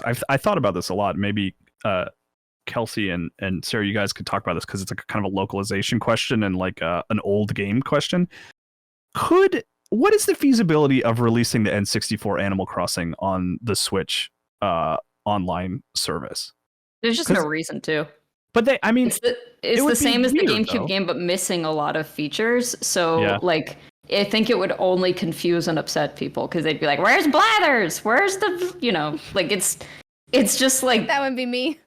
Yeah, I mean it's really just an incomplete version of the GameCube one. So I just feel like it wouldn't even be smart to release it, honestly. It's just such a weird curio. It's one of those things that I don't think a lot of people realize, right? Like, understandably in America, many people found Animal Crossing on GameCube, and please correct me if I'm wrong, but it's basically an expanded port of the 64 game from Japan, right? It is. Okay. What I think is way more fascinating and what would be way cooler, and this will never happen, but if they released Animal Crossing E+, localized to that and released it back in the States. So the way Animal Crossing... Yeah, okay. So it was an N64 game. Then they made a GameCube version, and then we got a localization that had some changes and some kind of it's kind of like a step in between, let's call Animal Crossing on the 64 the 0.75, 75% of the way there, then 100% with the GameCube one, and then 150 kind of half step in between there, and then they retranslated that back into Japanese and added even more features and released that as Animal Crossing E+. So it has the e-reader capabilities, but it's expanded even further.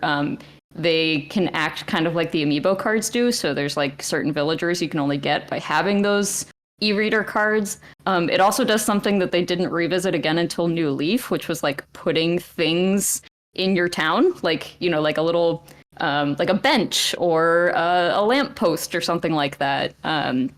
So that was actually in one of the earliest games, and they didn't do it again until the 3DS one.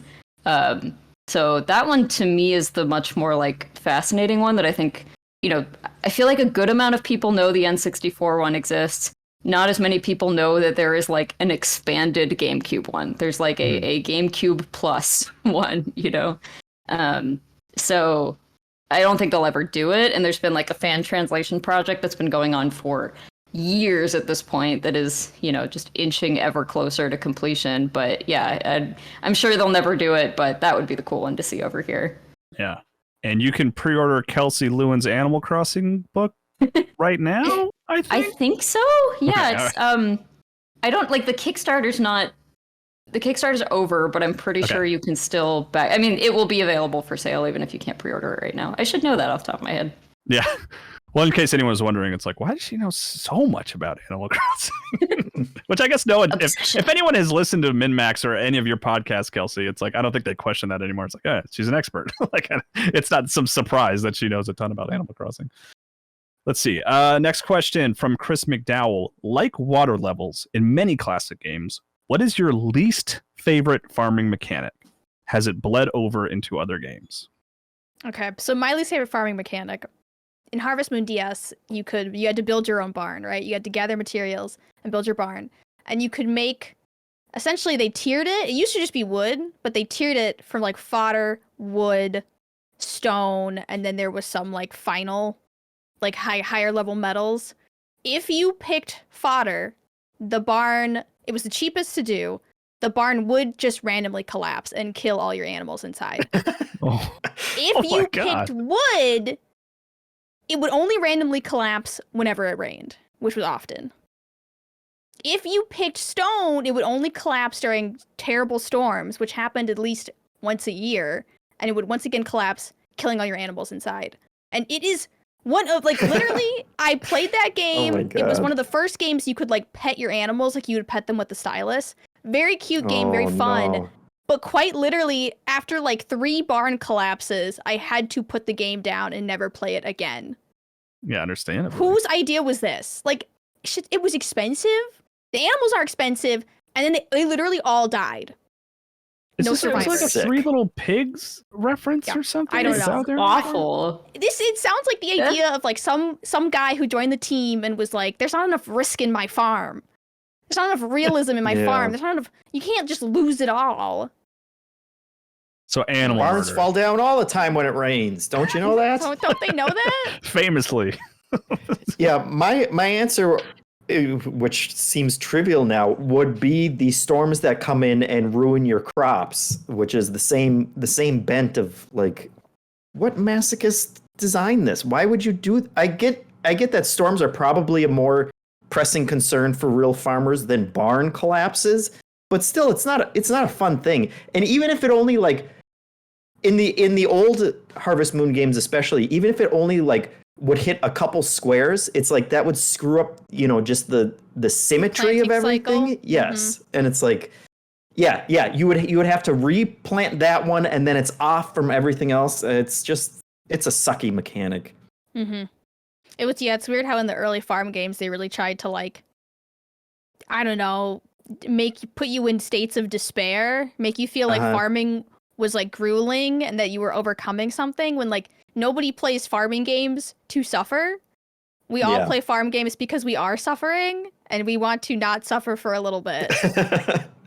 I was kind of in like the middle of nowhere this last weekend, and I was driving past people like working on actual farms, and it was just one of those things where I'm like, wow, that looks just 1,000 times worse than it is in video games. Like most things are better in video games, but like I feel like that's probably the highest like, you know, differential between what it's actually like and how enjoyable it is in a video game. Yeah. It's a real nightmare. My brother's wife's family are all farmers, and it's like you can't take a vacation because the animals need tending to every day. Like, it's cute in Harvest Moon when you go out and milk your cow twice a day, but like when that's your actual livelihood, you have to do that every day. That's not fun. That's not fun, Kyle. I believe you.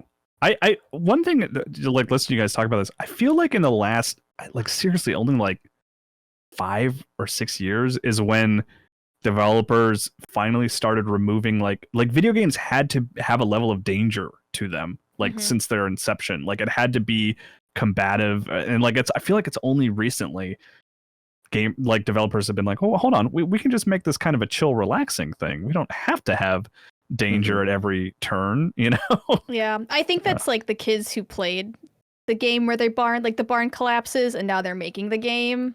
Right. And they were like, I actually played these games, and I did not like this, so I will not be putting it in my game. Right. Yeah. See, Deuterado says, howdy, y'all. What's a game that will automatically make you like someone if they say it's one of their favorites? My opinion of someone shoots up drastically if they mention Baldur's Gate 2 or Mystical Ninja starring Goemon. Or is it Goemon? I'm not sure. This, for me, has always been Team Ico. Like, if you like Ico or Shadow of the Colossus or Last Guardian, I'm like, yeah, we can probably be friends. Like, just something. Those games are very emotional and specific. That it's like you kind of go through something playing all three of those games. So if I know someone else who has gone through that same thing, I like you. Yeah, mine's probably like if they like Outer Wilds, or if they liked Divinity Original Sin 2.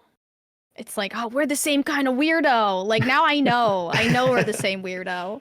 And Kelsey and Jeff, there's no game that will make you like anybody. Honestly, I was trying to think about that question. It's like, it's a pretty easy sell for me. If you say anything that I even vaguely like, if you said Stardew Valley, I'd be like, cool, you're cool. I like you.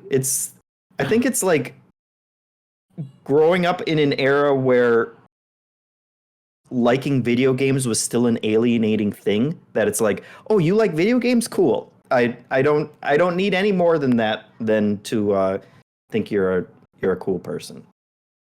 Yeah, for me, I mean, I don't think there's any like one video game where I'm like, oh, that's it. Like, we've got the same brain. But I will say there's probably some things where it's like within a series, like if you're like, oh, within Animal Crossing, I really like the GameCube one, or like within Persona, I really like Persona 3 or something like that. I might be like, hey, that's my opinion too, and therefore we're friends. The Juan one says, hello, MinnMax crew. What do you do with the controller when long cutscenes play? Do you hold onto it or put it down? This is I'll put it down. An interesting question, because I had never thought about what I am doing with my hands during a cutscene, and I think it never occurred to me, like, unless I am getting up to like make a snack or something like that, like it never really occurred to me to like set the controller down. I like, I'm not like gripping it or anything. I'm just like, it's still in my hands because I'm still playing a video game. I don't know. This is one of those moments similarly where I was like, I don't know if I ever really considered that specifically. And I realized, because I play often very reclined, like I sit in a recliner and I'm like way back. So if a long cutscene plays, this is very strange. I actually, and maybe in the video version you can see this, I have like a Switch controller here. I put it right here because I'm like laying back. I put it like below my neck because like I know exactly where it is because it's kind of in an awkward place, and I'm not going to press any buttons by accident if it's there. And it's not until I read that question that I was like, that's kind of weird and arguably dumb, but that is extremely weird. Yes. And if it vibrates, you know, in the middle of a cutscene, I'm like, and it chokes you. That's terrifying. Yeah.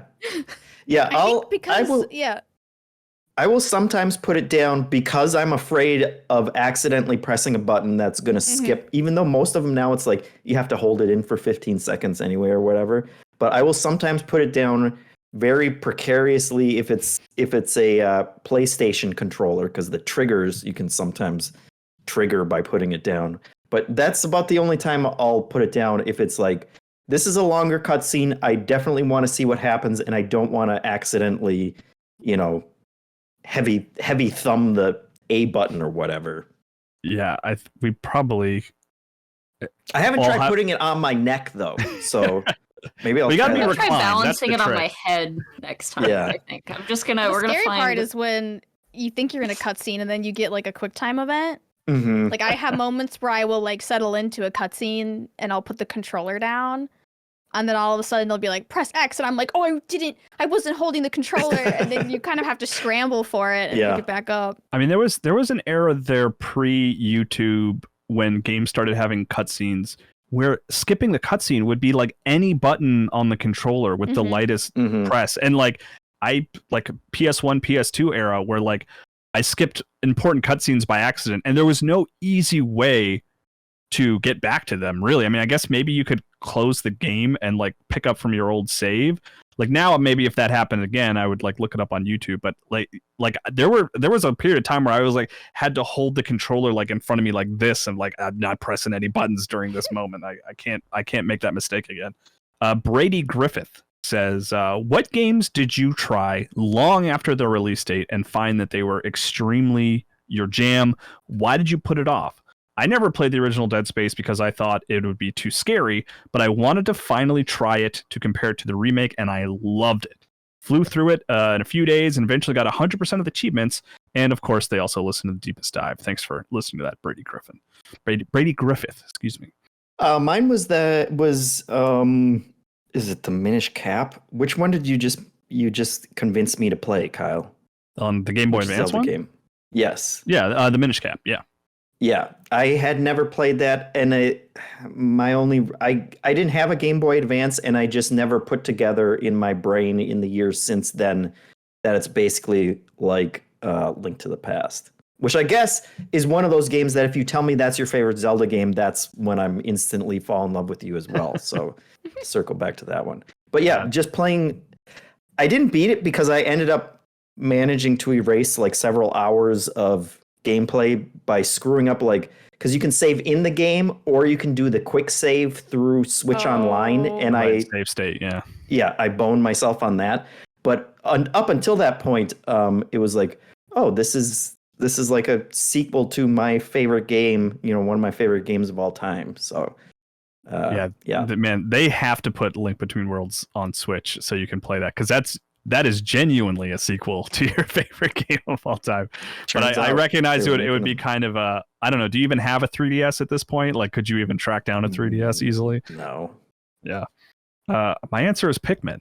I learned I'm a Pikmin fan by playing Pikmin 1 in the past 2 or 3 days, I guess. Happy for you. Thank you. Yeah, mine's probably Red Dead Redemption 2. I picked it up in like the last 2 years. And now I picked it up just in time for everyone to like look back and be like, was it that good? And I'm like, come on, guys. Didn't you cry? Wasn't it such a rocky, the Pinkertons? And now it's like, oh man.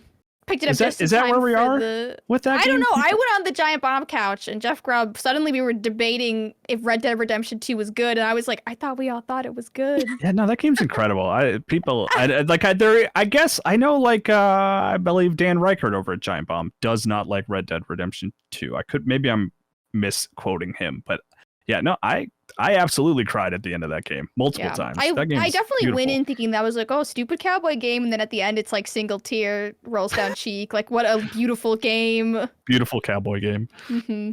Yeah, I don't know. I don't know that I have a. In case anyone. That's true, Jeff, and we haven't even brought up the fact that Jeff won't finish it. I know. It felt so DMs awkward that no one brought it up that I Ben's had not here. We don't have this to. joke opportunity. Yeah. Why aren't you? Yeah, I don't know that I really have like I guess like the Persona series, because I started with Persona 3, but in like, I don't know, 2012 or something like that, and then just flew through the rest of them. But I guess that's my answer. I found out I liked Persona late, but I think everyone did, so that's not that special. Yeah. Speaking of missed joke opportunities, I'm glad you mentioned that, because I got 2 here. Bert Stanton says, missed bad joke opportunity when discussing Diablo 4's in-game storefront last week. Someone should have called it diabolical or devilish. Jeff, that's on you, dude. That's your mistake. I used to do terrible headline like features at Game Informer where I would make up stupid review headlines. I would criticize everyone else's actual review headlines, and then I'd make up an extremely stupid one. And I did one with, I think, diabolical, how turning Diablo into diabolical, and it was that was perfect. Really stupid article. So there you go. From Ampex That was Bert Stanton, by the way, who called us out on that one. I don't know if I said their name. Ampex said, missed joke opportunity 2 weeks ago when Sarah was talking about playing the Haunty demo after it was shown on Day of the Devs. She said it made her tear up and that she was completely devastated on the first day of SGF. When I heard this, I couldn't believe no one on the podcast said Day of the Devastated. Oh. I'm sorry, Ampex. I don't think I was on that one, Very so good. I'm clear. I'm good. Let's see. Hey, MinnMax crew. This is Mr. Buttons. With the release of Pikmin 1 and 2 on Switch, we've talked a lot about Pikmin. I promise this question isn't directly related to Pikmin. People have been sharing their speaking of devastating, and often hilarious moments of losing their Pikmin online. To make them feel better, what are some of the most memorable or embarrassing mistakes you've made while playing games? Jeff, I believe you accidentally never finished Red Dead Redemption 2 somehow? Oh, yeah. No, I did have one recently that it was captured on one of the streams where I was playing Shadows of Doubt that Leo was talking about so much, and I was investigating a murder, and I was going around this suspect's house, and I was like collecting all these clues. I was in there for like 30 minutes, just like I found a poem that was written to someone, but it was crumpled up and thrown in the garbage, so it was all very suspicious.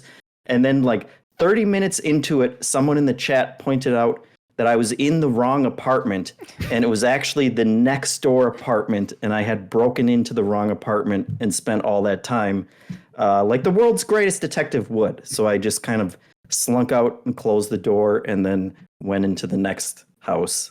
I think I also robbed a bunch of stuff while I was there too, which I kind of feel bad about in hindsight. But it was definitely a face-palming moment of, oh my God, it was 1307, not 1306. Where am I? That's perfect. Yeah.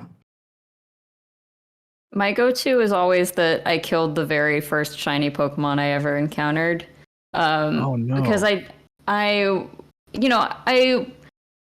when Pokemon Ruby and Sapphire came out, I was like sort of keeping up on the news, but also I was a child. So like by keeping up on the news, it was just like I had my subscription to Game Informer or whatever, and like I read whatever preview or information there was about that, and I talked with kids at school. So the first Zangoose I ever encountered, which is a red and white Pokemon, was a blue one that was male, and I was like, I'd kind of seen like a photo of the red one before, and I was just kind of like, oh, like the males must be blue, the females are red, this makes sense to me. And I killed it, and I was like, oh well. And then it dawned on me like 7 Zangooses later, I was like, oh, that was a shiny Pokemon, and I just killed it, and there's no going back from that. So yeah, you've made that version extinct within the. I know. context Yeah, of the I game. killed them all. I was the only one. Can you? This is a very basic Pokemon question. Can you breed shinies? Okay. You can't guarantee a shiny by breeding shinies.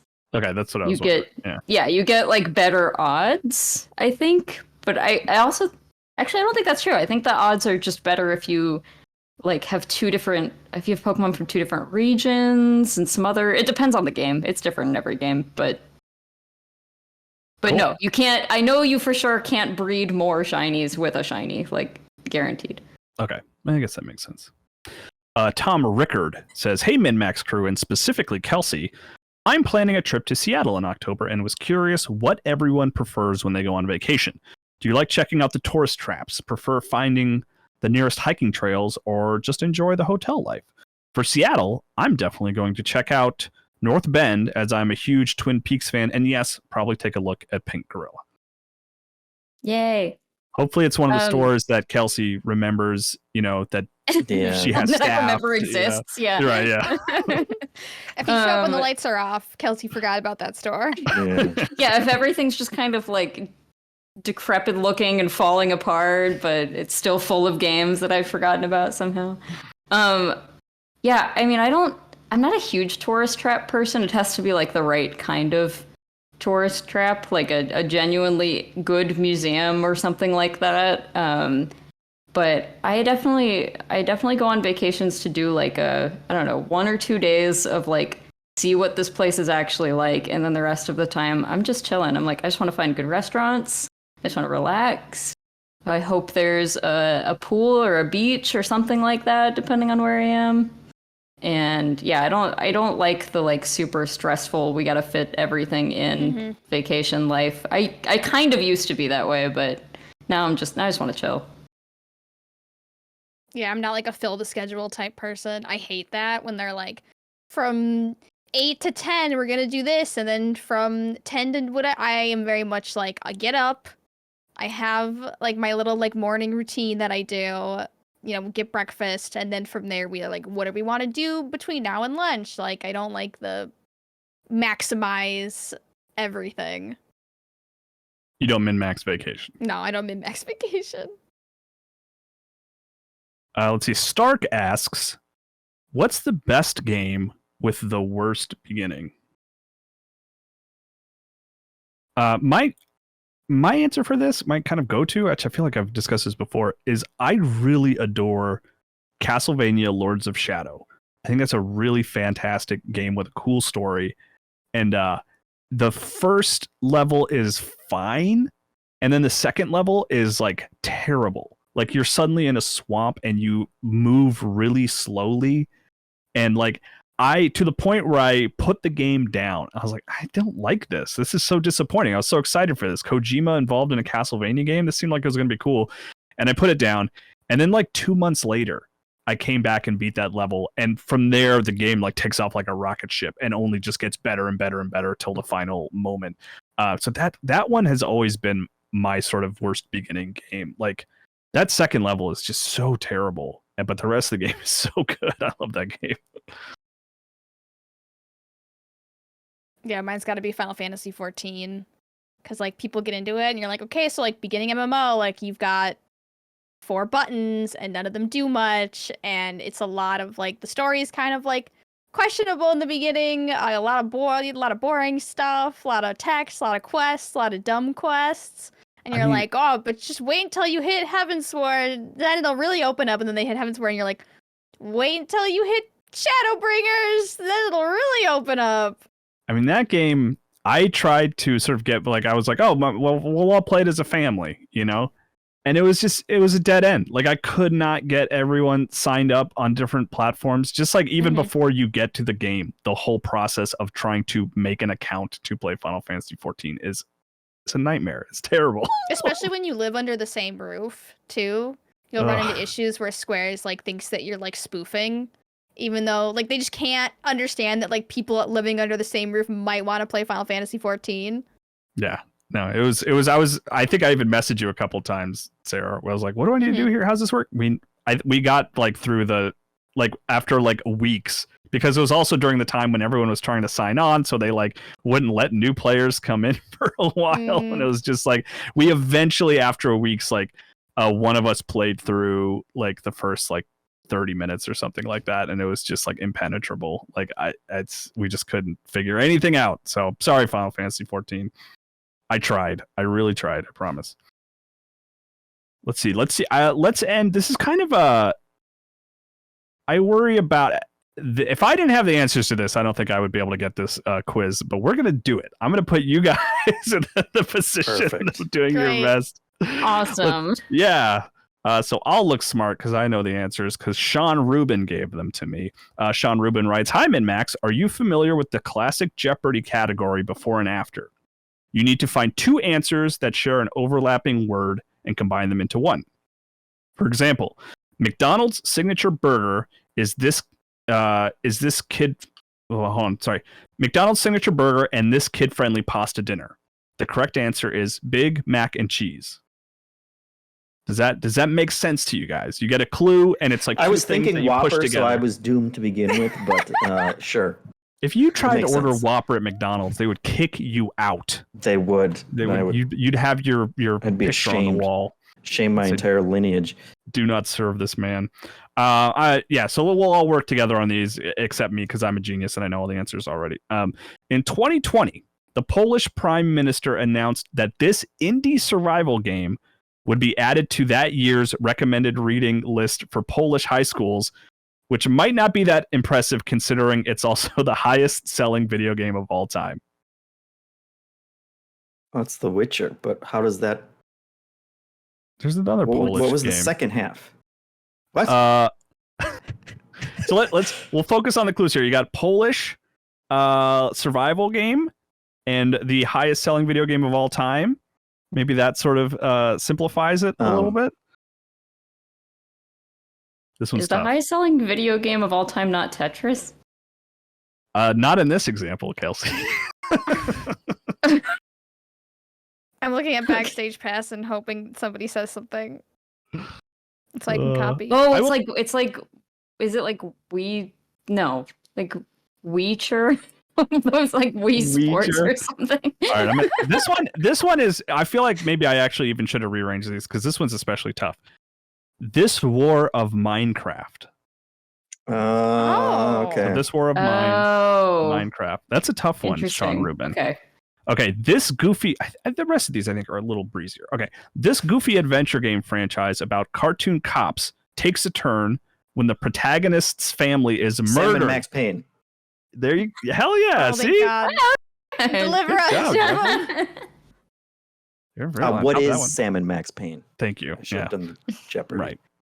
This FPS was the ultimate multiplayer game before online gaming became common. But it was a little strange that it required this unusual peripheral device for the PS2.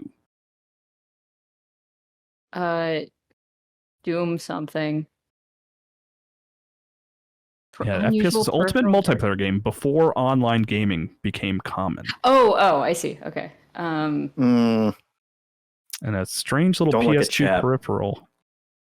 Oh wait, did you look at chat last time, Jeff? No, I didn't. Okay. No, I don't think no one even said that one. But I did see this one. I'll minimize chat now so I don't ruin any more. You gotta give us something, like a hint or something. Let's see. Yeah. Okay. So the multiplayer game, it was an N64 game. How about that? That's a big clue. Okay. So GoldenEye toy. There you go. See, you guys are brilliant. You're geniuses. There you go. Let's see. This wild game was originally a Nintendo console exclusive and featured parodies of Saving Private Ryan, The Matrix, and Alien. And it was also Tim Schafer's first game as a project lead, a point-and-click classic. So we got Tim Schafer's first game. Conker's Bad Fur Day of the Tentacle. Jeffem. Wow, that's good. How does your brain even do that? Sarah, you'll get this one. I'm confident in you. Nope. Just wait till you hear it. This GameCube port of this action platformer has a slightly altered name. A good thing too, because without it, you wouldn't be able to play this hilarious 2D co-op platformer from the makers of Castle Crashers. This one's actually pretty tough, Sarah. I'm sorry. I should have built it up. GameCube port of an action platformer with a slightly altered name, and then a game from the creators of Castle Crashers. Neither of those are. One has licensed soap shoes in it, although I don't know if the GameCube version did. Maybe just the Dreamcast version so did. it's Sonic. It's Sonic Adventure, and then I don't know. Yeah, what was the GameCube version called? You remember? DX. It's just Sonic. Oh, Sonic Adventure 2 Battle. Is that? There, you're so close. Battle. What is the? Yeah. By the way, I just want to say it's Battle really Theater? fun to be. Yes, there you go, Jeffem. Sonic Adventure 2 Battle Block Theater. We all remember Battle Block. I completely forgot the name of that game, so. But I was just gonna say, I like being on this side of it where I have all the answers. This is cool. Yeah, this is fun. This is This is a very difficult quiz, but it is it is interesting, and I don't know, it's creative. Okay, let's see. After getting over it, Bennett Foddy helped develop the stylish top-down indie game, and it was a survival horror game where you run for your life through a mental asylum.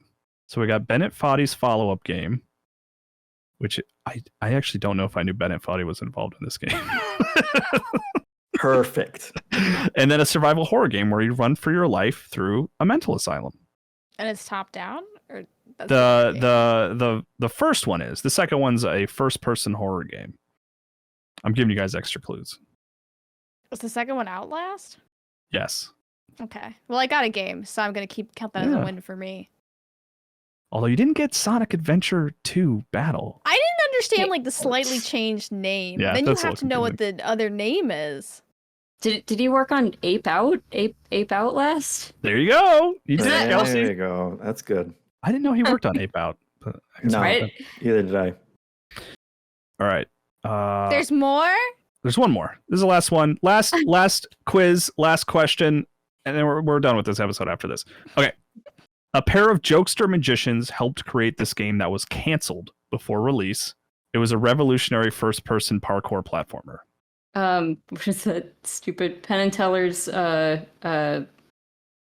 Desert Bus? Well, that was just one game. No, that's on this inside it. What is it? compilation. Smoke and Yeah. Mirrors. Smoke and Mirrors Edge. Mirror's There you Edge. go. See, you guys. I got There this. you I go. can do this. You got it. I could only ever Yes. do one of the games. You got Outlast. Yeah. Yeah, I wasn't gonna get that one, so. Honestly, guys, I don't think I would have gotten any of those. So it was fun for me to have all the answers and just quiz you. Well, I see why Ben does it the every point week. is we got through them all together. As I a will say- team. That's what matters. I am impressed with Sam and Max Payne. You got that one very Yeah, quickly. you got that instantly. Okay, so let's decide on question of the week. I'm going to go through a couple of these. We got Mechs versus Kaijus. Is Nintendo getting ready to release a new system? I liked learning about the barns that kills all The the worst animals. farming mechanics. I I kind don't of did too, yeah. Let me be clear. I don't like learning that was a mechanic, but I'm Yeah. surprised that was a mechanic in a farming That someone game. was crazy. I had to Google it to verify because it just sounded like a bad dream. I was like, why do I strongly remember barn collapses being a mechanic? There were good questions this week. Yeah. Yeah, Great work, good community. conversations. Should we go with least favorite farming mechanic? Should we give it to that one? Let's give it Sure. up for the farming games. All right. So that was can Chris be their week. McDowell. Chris McDowell asked that question, which is a good question. Nice. We learned a lot about Thank you, Chris. horrifying farming sim mechanics. I think between Kelsey and I, we could do a whole farming game breakdown of like the drama, the history, the sacrifice, Well, look, the now's the bad time mechanics. to do. Now's the time to do that episode of the MinnMax show with Ben out. Mhm. No one I'm- can stop you. Yeah.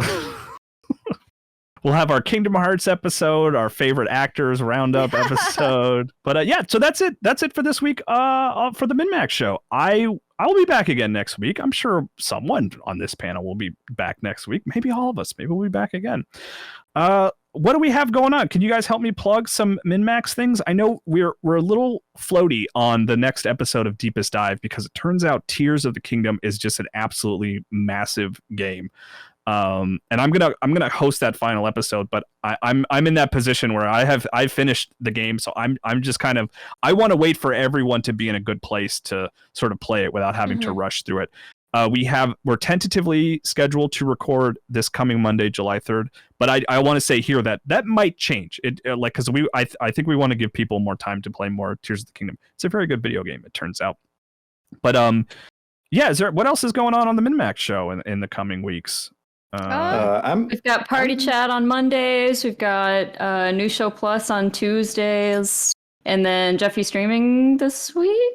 I'm streaming more Zelda tomorrow, and then Sarah, you have Cream of the Steam after that. Mm-hmm. The summer of cream. So So Tons of stuff. double stream day.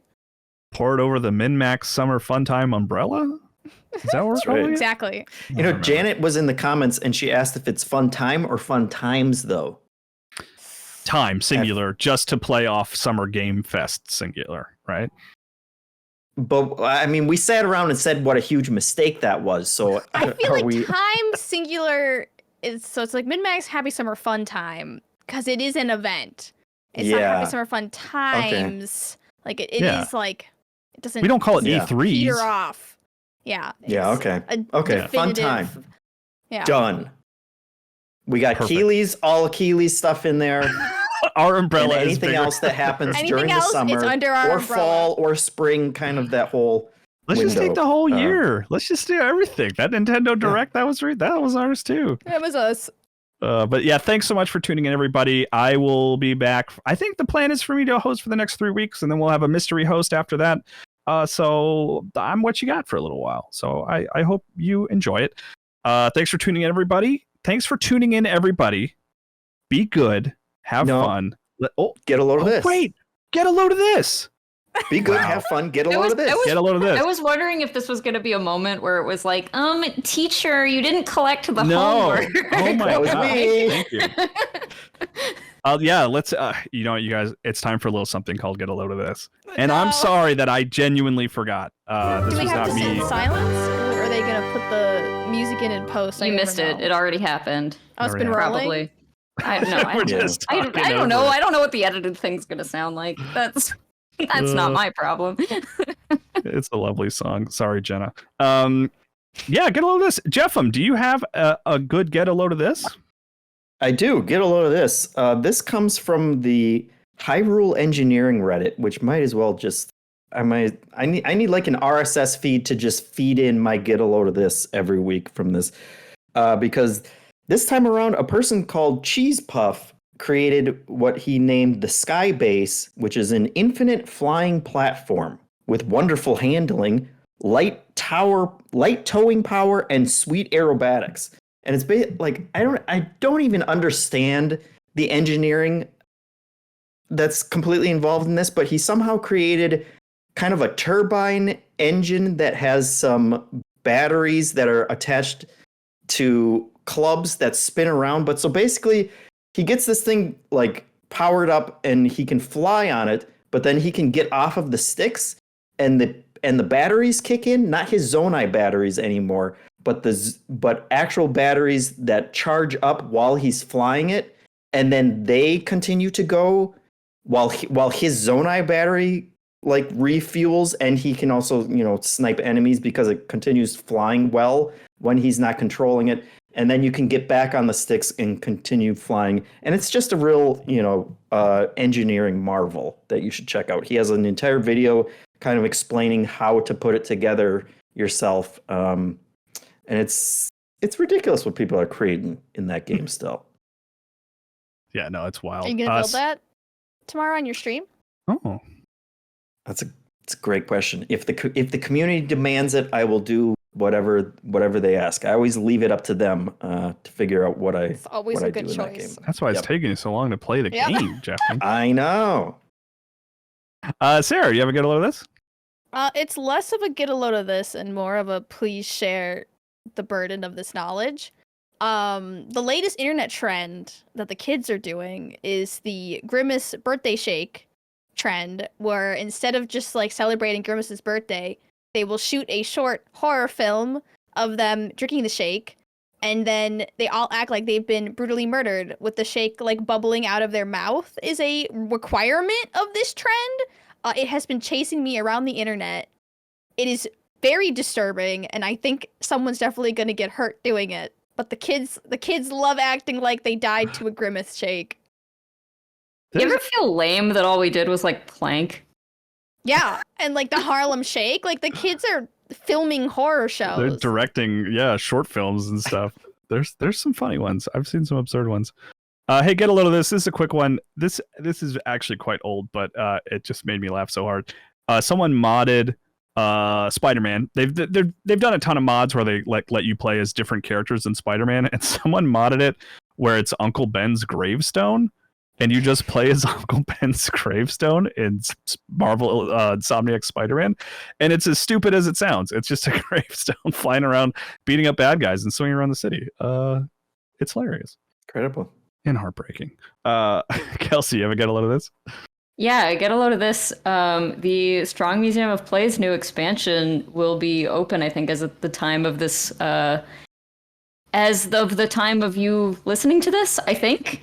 Or maybe one day later, but the Strong Museum of Play is an awesome museum in Rochester, New York, and they have a new 90,000 square foot expansion that's basically all video games. So it's where they're putting their Video Game Hall of Fame and a bunch of new exhibits. There's one that's like becoming the main character in a life-sized video game. There's like going to be workshops and classes and all kinds of things. And I think like a really, really giant Donkey Kong arcade machine that like Nintendo even helped consult on with them. It's just very cool. It's cool to see like some extreme museum dollars, like very serious museum dollars going into a video game exhibit. Where is it again? It's in Rochester, New York, so New York, upstate New York. And Cool. I was hoping to go to the opening, which I'm obviously not going to make it to, but I'm hoping to get there at least later this year. Jeff, do you have get a load of this from the community? I do. Get a load of this. This was from Tan, and it's a YouTube channel called Learn to Counter posted the full show of Cybermania 94, the Ultimate Gamer Award, which is, I guess, predated the Video Game Awards, but it was also like executive produced by Jeff Keighley. It might have been like his first executive produce for a Game Awards, but it is so 90s that your brain will just melt. I was just clicking around in the comments, people were hyperlinking different moments. First of all, it was hosted by Leslie Nielsen and Jonathan Taylor Thomas. Classic combo there. They have a very young Matthew Perry is in it. They have Will Arnett doing a call-in for some loud video game arcade and already hating his life. Wait, what year was this? Because that has to be before. 94. So that's pre-Arrested Development, right? Yes, it's. I don't even know if I don't even think they said his name when they went to him. It's got like wrestling gigs and all kind. They had a fake Hillary Clinton come on and they blew up her computer at the beginning, which seems very like prescient for what would happen in the future. It's totally surreal. And the best part is that the person who uploaded it left in all of the commercials as well. So you that's get great. The full 90s experience. Cool. Well, thank you again, everybody. I know I already tried to end the show once and you guys threw your hands in the air and said, hold on, there's more to this show. You completely forgot. But for real this time, thank you so much for tuning in to the MinnMax show. Thanks everyone for coming on and being part of it. And you know what? I'm going to say it now. Be good, have fun. Let's go. Woo! Did We it. did it. Flawless. Nailed it perfectly.